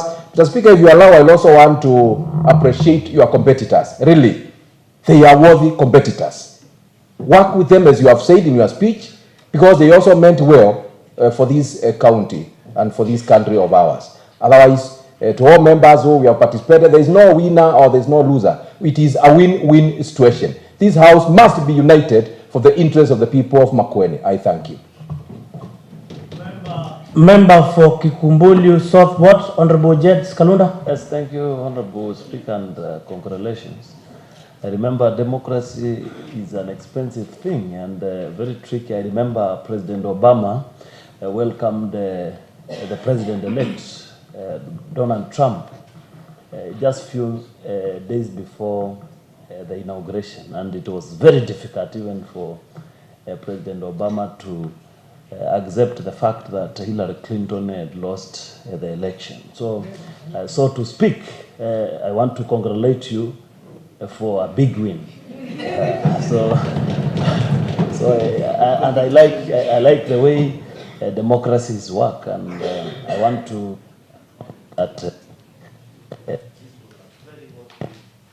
somebody is interfering with the systems. I remember you said there is a new ICT director. Okay, now it is working. Thank you, Honorable Speaker. As I said earlier, to congratulate you and congratulate everybody. At least, you know, sometimes people fail even to congratulate their competitors, the people who made them win. Everybody wanted to win, but because it's a democracy, we must accept that somebody won. So we want to commit that we're going to work with you very closely, and because things have been, we have a backlog of activities and staff to help the county of Makueni. I think we should just take off very fast so that people of Makueni can get the services they need. We want to have the hospitals running again. We want to have a functional government. We want to support the Honorable, His Excellency the Governor and his team so that they can deliver for the people of Makueni. That last one, Honorable Speaker, I heard you in your speech, it's written. You know, when it is written, it means much more than just when it is spoken. You said you want to serve everybody equally. And Honorable Sarah, who is very experienced with a huge span of time serving people, said we should be serving people from the same plate. This should be your commitment, because I lead a team as well, and I want my team also to be recognized that they are served. They are served, and because I understand we come from Makueni, and the biggest question should be, and I know His Excellency the Governor will be helping the people of Kibwezi to get something out of this government, because we have been sidelined this time round, and because I know the Governor is a Democrat, we are going to get something. You should raise to stand and speak. Don't make murmurs. Don't make a lot of noise. Honorable, thank you, Honorable Speaker. I'm addressing the Speaker. Thank you for reminding me. I like debates. And I want to be debating. And the Speaker is very good at debates. So, Speaker, I want to promise you that we'll steer this ship together, and we will help the Governor and the people of Makueni to deliver service, and so that in 2027 and other years to come, people can recognize the fact that this government worked very well, and also the Assembly worked very well. Thank you, Honorable Speaker, and I wish you all the best, and members, I wish you the best as we move to the next level, delivering to the people of Makueni. Thank you. Member for Kalawa Ward, Honorable Kali. Thank you, Mr. Speaker. First, I want to say congratulations for winning the seat of the Speaker for the third County Assembly of Makueni. And I want to say this, in a free political democratic space, it is obvious that there is a competition, and the competition that you have seen today is a healthy competition, and all of us here as honorable members, Mr. Speaker, we have set our minds that we are going to work as a team, we are going to move as a team, and just like our Governor is saying, that he has audacity to do good things for the people of Makueni. I believe that is the same spirit that all of us as a house, that we are going to work together.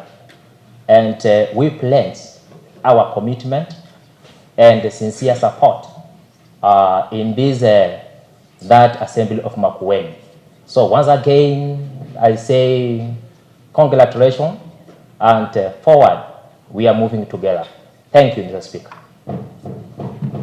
Honorable members, I'm seeing so many requests, and I had indicated that I will give opportunities to not more than 4 members in the interest of time. Remember, you are here from 9, and therefore you are visitors that are waiting, and that it's fair that we give them opportunity. We were 5 years sitting on this chamber, and therefore, although I know you've tasked to do well, just like the governor has indicated, we will have time to deal with that last. And therefore, with humility, I request that we spend at that in the interest of the guests in the public gallery. I so advise. Thank you.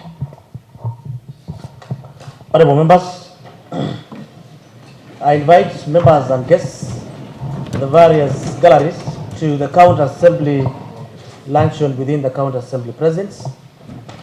Further to that, honorable members, time now being 13:59 hours, this assembly stands adjourned until 3rd of October at 2:30 p.m.